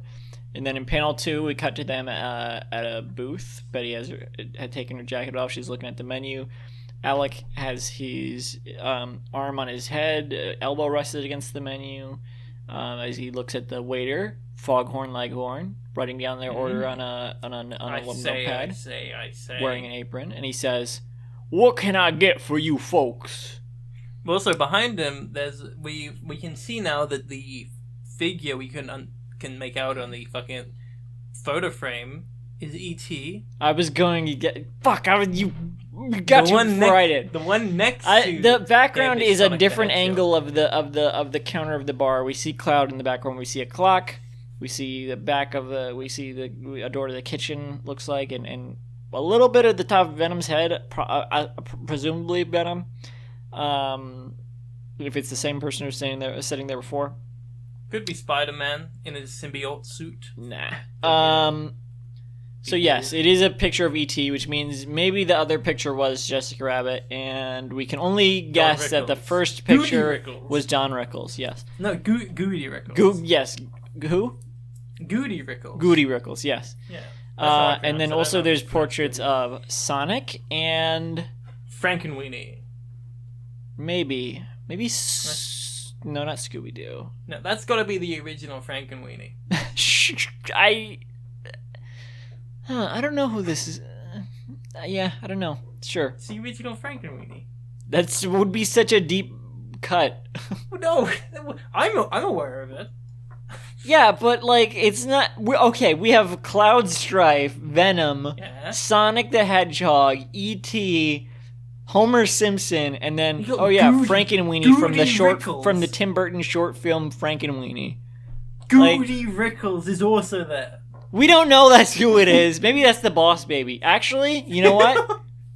That might be the... No, it's a bow tie. It's not the Boss It's Baby. Goody Rickles. I'm telling you, man. Well, I will contend that Goody Rickles would be more obscure than Frankenweenie. All right, next panel. I don't even know if his last name's Goody. What?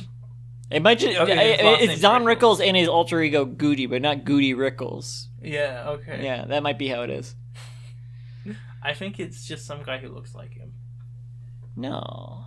I've read the strip, but I don't remember it. Panel 3 of this page, we get a Alex shot of Alec with the booth behind him, with the back side of the booth behind him, smiling, hard eyes, looking across the booth at his wife Betty. hands on his cheeks, not even paying attention to the menu because he's looking at his wife. And his speech bubble says, "Order anything you like, sweetie. I'm buying." Electro point after buying. Hi, buying. I'm Betty. Panel 4. Yeah. We got Betty looking down. She kind of looks like that. You know that 3D image of Betty? Yeah. No. Where she's got the weird shaped neck. You know what I mean? I don't know how to describe it. Anyway, she's looking down at the menu and she says, "Oh, everything sounds so good. I can't decide." And that's spread across 2 speech bubbles. Yeah, that are linked. Actually, so is the Alex speech bubble in the last panel was like. Some kind of. By the way, the logo on his jacket is like a lip mark, not a heart. Yeah, Betty's looking at her down at the menu in panel 4, and she's got her poking her finger into her face, thinking. There's 2 H's in O, and this is a reverse shot across from Alec, by the way. And electro point after good and electro point after decide. Yeah. Yeah. All right, next page. 4 more panels. Foghorn Leghorn's still taking their order. So it's another shot of that. Alec is looking at him and pointing and holding up 2 fingers. He says, his speech bubble says, "We'll just get 2 waters for now."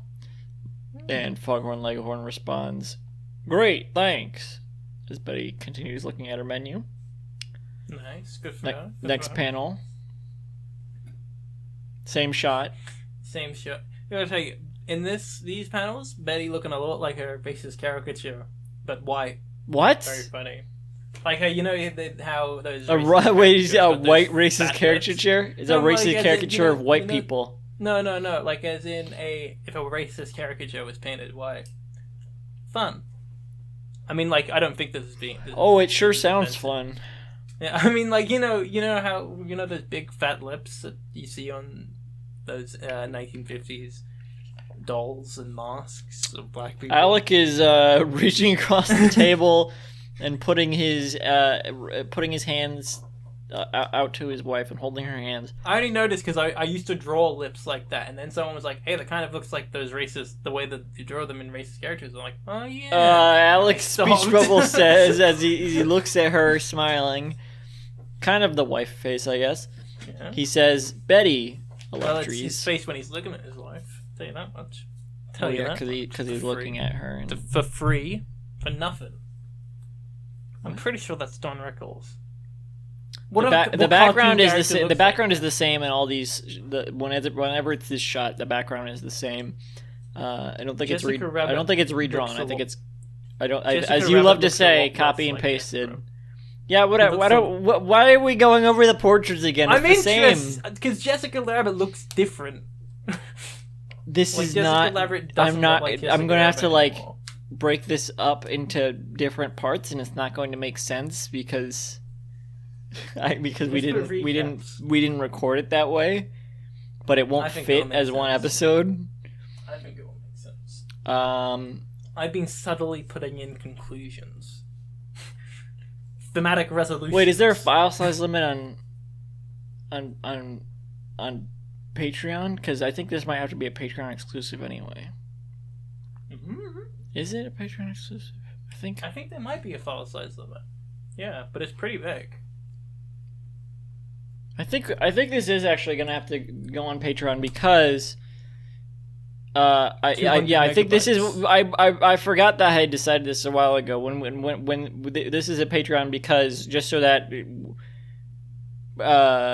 there's not I don't want to hand out descriptions to these comics that are supposed to be behind a paywall, you know. Oh yeah. That's my logic behind it. Even though they would be paying someone else to.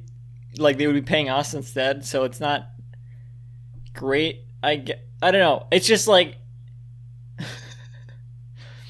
don't know. I don't want to just be here, so someone can just listen to our podcast instead of paying for the book and get the guest comics. I think that isn't part of the fair use law where it says in case. I'm not talking about legality. I feel like we're already mooching off part of this system that they've considered fair, quote unquote, is that it can't be replaced for the original. I don't think that you can replace this for these strips.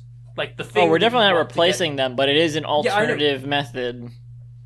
I think that no, but I mean it's if it's not an alternative method that can replace it, that can't replace it, then anyway, it doesn't really matter. It's the same background. We can tell. We can pretty much tell now that is indeed Venom in the background. That's all we need to say about this anymore. It says Coca-Cola on the cola machine. There's a soda machine, soda fountain. I have a poster of Betty Boop that says Boopsy Cola. It would have been a fun deep cut to reference that. Yeah. So other than that, same background, all 4 panels on this page. Not other than that. That's what the background is on all 4 panels, but we can't always see every detail. So yeah, Alex Sees Trouble which is in 2 parts that are connected. It says, Betty, Electries, there's something I've been wanting to tell you, Electries. She's looking across the table at him, making eye contact. The bottom of her skirt is a different color.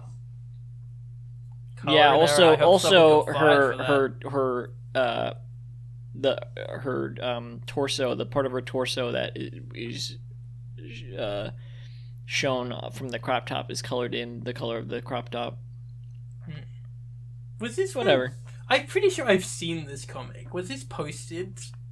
I don't know. I don't know. I remember this. It reminds me of no, it doesn't. Never mind. Panel 3, pretty similar shot. Well, it looks very different, but it's the exact same shot. Just her hair perks up redrawn. She's excited. I think it's just redrawn, and they just did that. I don't know. Okay. She has her other hand out on the table now over Alex.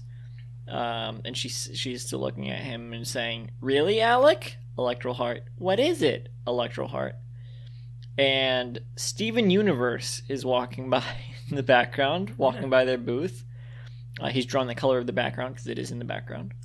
Mm-hmm. And he looks over at them as he walks by, he's holding like a glass of some kind of drink and sipping it as he walks by, and he notices them. Mm-hmm. Panel 4. Oh. In typical Steven Universe fashion, he's barged into the situation like a jerk. He says, he leans over onto the table, his elbow onto the table, to try to get in front of Alec, so Betty sees him instead of Alec. And he's talking at Betty with a 2-part speech bubble that are combined.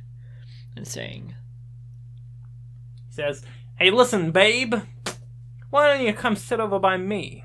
I got a booth we can both share." Close enough. Hey, man, you can't expect an actor to read the script exactly. Electro Heart after me. Electro Point after Cher. Star Wars wouldn't be good if the actors read the scripts. All right, next page. 4 panels. Again. What? Okay, no, keep going. We see a shot of Alec, with Steven, leaning in front of him. But Alec is like, "Hey, what the fuck?" He's got his hand up. Steven. Pointing, and sort of like taking it back. His other arm is his expression is like taking it back. And excuse me. he's got a speech bubble that says, "Excuse me, we're sitting here, and she's my wife."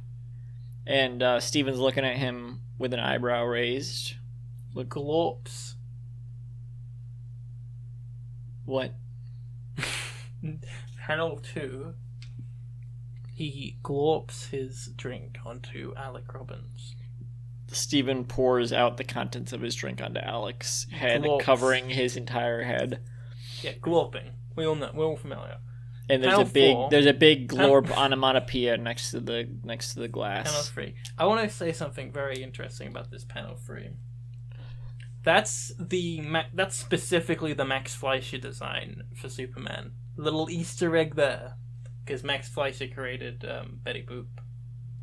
Oh, yeah, interesting. Yeah, I forgot to comment upon this, but a few strips back, something mentioned King Features. What was it? What was it?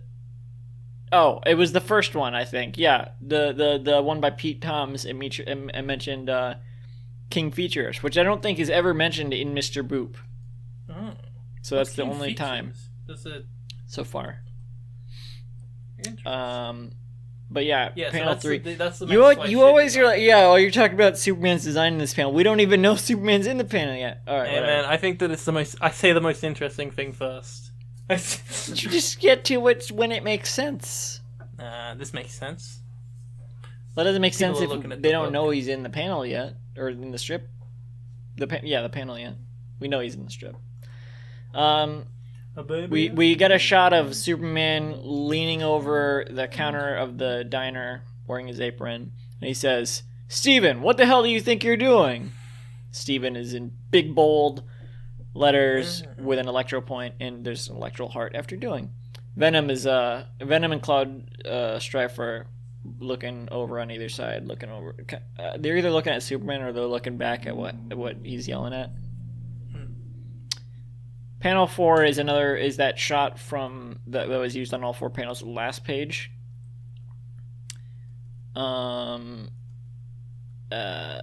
Alec is covered head to toe in Steven's drink somehow, and he's grimacing, eyes shut. Betty has both her hands up, covering her face, like, oh my goodness. She's wearing her bracelets, and Superman is dragging Steven out as Steven points towards. He's either like pointing behind him or like gesturing towards Alec, and he's smirking, and he says, "You should dump this wimp."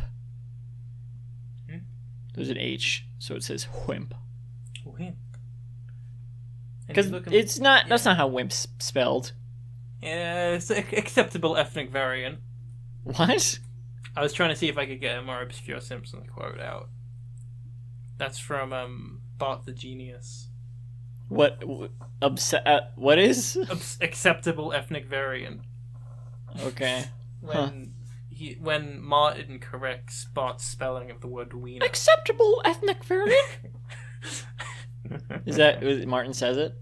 No. It's like, but EI is an acceptable variant. Yeah.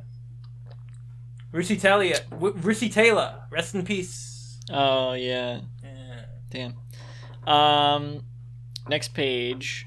4 panels. Oh my god, this is so fucking complex. 4 panels. This is a sort of a smaller version. This first panel is a smaller version of the opening title panel from earlier. Santa's looking back. Santa's all right. Yeah. Okay. Where do we start? Okay. I think so. Earthworm Jim is in the bar. Okay, I see where. So Earthworm Jim was on another side of the counter. He was sitting in a booth on another part of the diner, and we could just see him there. He and Heathcliff, and Homer and Marge and Santa are all turning to look at Steven get dragged out of the diner, or dragged not out of the diner but away from the situation by Superman. Steven's kind of following him as they walk in the direction of the door.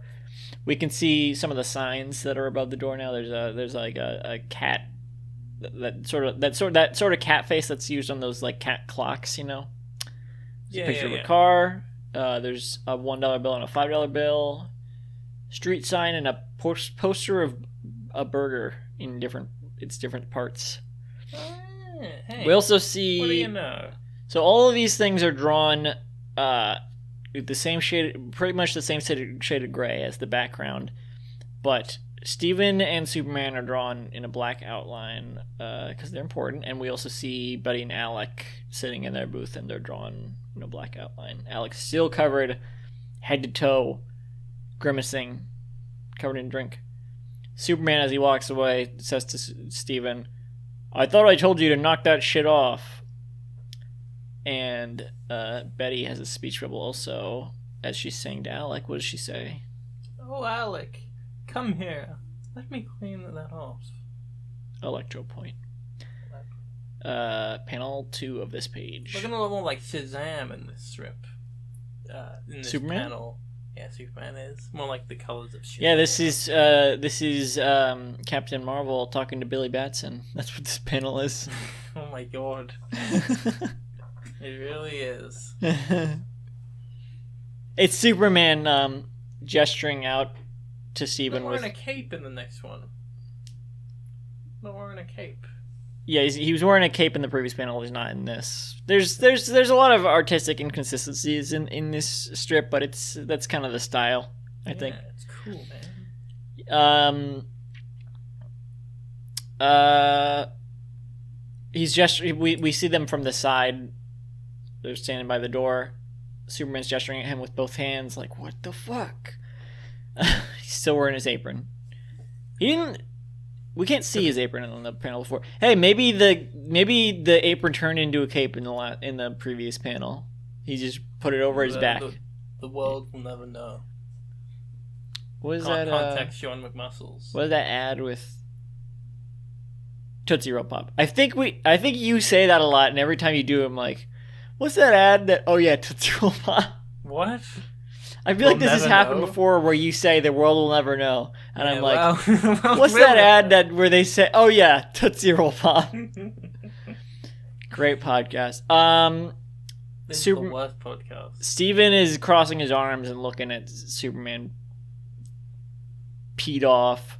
He's all rebellious and teenaged. Yeah.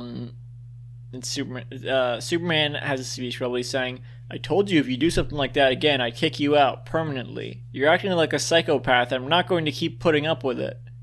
I don't care if you've got nowhere to go." Oh.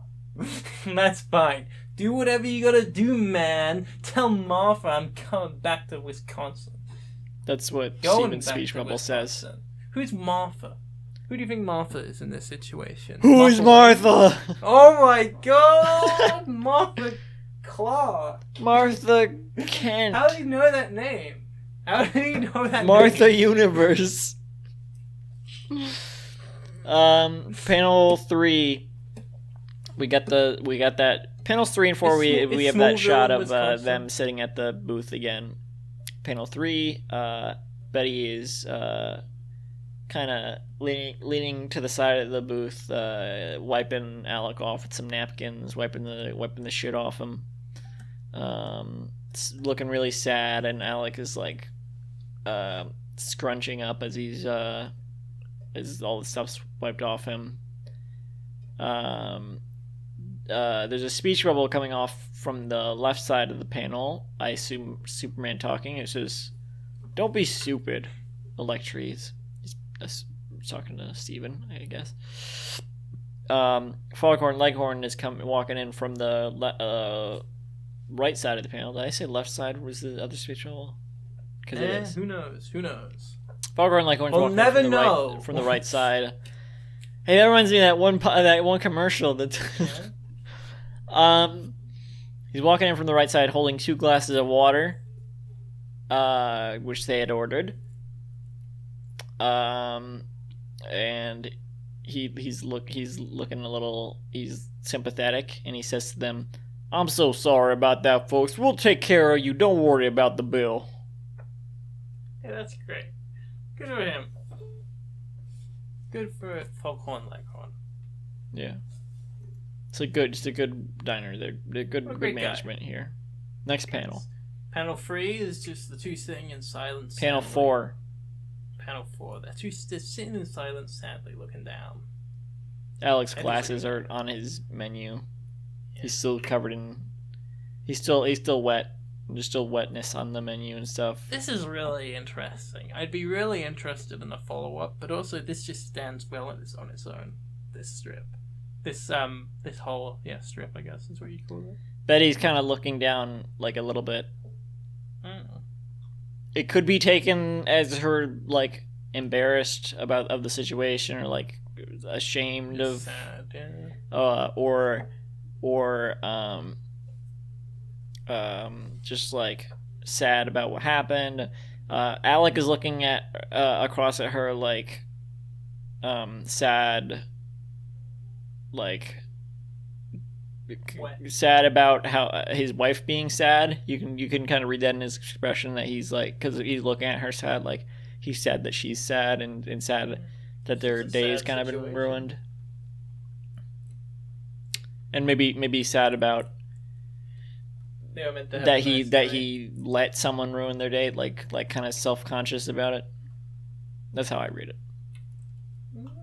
Well, you can read it like that if you want. Well, what do you take issue with that, huh? Next page. No. What is your issue with it? I think he's just.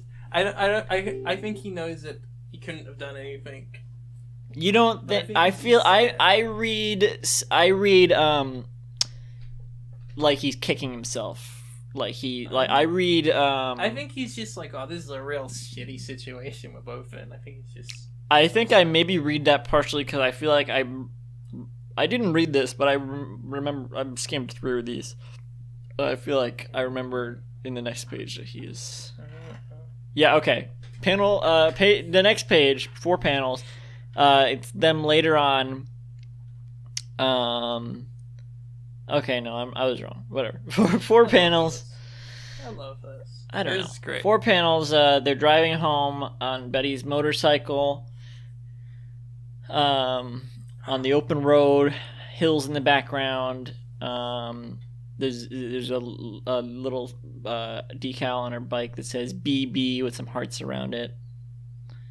She's in the front, driving the motorcycle with a helmet on. Her bomber looking jacket zipped up. It wasn't before. He's holding her from behind, looking sad, looking towards the audience, sad, wearing a helmet also. Safety first. And he's got a thought bubble that says, "I've never been more humiliated in my life." Next panel, pretty much the same shot, but Betty's like her head's turned a little bit towards him, looking back at him, and Alec is looking at her, still looking sad, and she's had a speech bubble that says, "Alec, what were you gonna tell me earlier in the diner?" Did you say that quietly because you can't see? You can't. I can barely see it, but also I can tell what it says. She's being soft and lovely, like oh yeah, he was gonna say something. Oh, that's what he said. Panel 3. It's a close up of him holding Betty from behind, still looking sad, but not like as sad. Like he's frowning, but he doesn't. He's frowning, but he doesn't necessarily look sad. And he's got a 2-part speech bubble. They're combined speech roll. And he says, "In the diner, Electries, Electro Heart. Oh yeah, Electro Point." Panel 4 is a head-on view of the front of their motorcycle. Betty riding it, and we can see Alec holding her from behind, and he's smiling now. Oh. We can see them driving down the road, and there's 2 speech bubbles, one from Alec, one from Betty, and his speech bubble says, "I was going to tell you that I love you so much," with 2 O's in so, and an electro point after much. This is great. Betty says, "Well, me too, honey." Electro point after great. Honey. That's what her speech bubble says. And there's hearts floating to the next to them, to the right of them. Yeah. It's a good drawing. It's a great testament And- to love. And there's a the end in a heart with an arrow going through it, in the bottom right corner of the panel. It looks like the I Love Lucy logo, I think. No, the I Love Lucy logo doesn't have an heart, an arrow going through it. No, it doesn't. And that's it. That was the last page of the last guest strip. That's There great. you go. That's just great. Well done, everyone. Good boop. All right. You made it through this podcast. Yeah, you made it. Why? You did it. Why did you do this? You could have just Now- bought You the could have book just bought the book. instead of Now let's do a little song. instead of following the Pitch Drop Patreon. By the way, thanks to our patrons. We don't need to say who they are, right? We can just say thanks to the patrons. Yeah. There you go. Thanks for- I like thanks how for they patronizing us. asked us to thank the patrons, and we are thank you patrons. We're Thank you. thankful for the patrons. You support Shout out us. to Ryan Pfeiffer and Lisa Dupe, I don't patrons of the support Pitch Drop Patreon. podcast. No, that's Yes. a joke. That's a joke. I do. Thanks for supporting. Thanks us, to patrons. You Christopher make it so that we Winner can and make Jonathan this our Gibson. living. I don't know if they actually. And Let me do a little song about tonight's episode. no, we please. We're gonna make Well- it. No, don't. Well, that was Mr. No, Boop, it makes it the difficult to guest edit. comics. Please. That was Mr. Boop, the guest comics. I'm editing this We all out. read a few that were sexual, read a few that were funny, but that was Mr. Boop, the guest comics. Thank you and good night, everyone. That's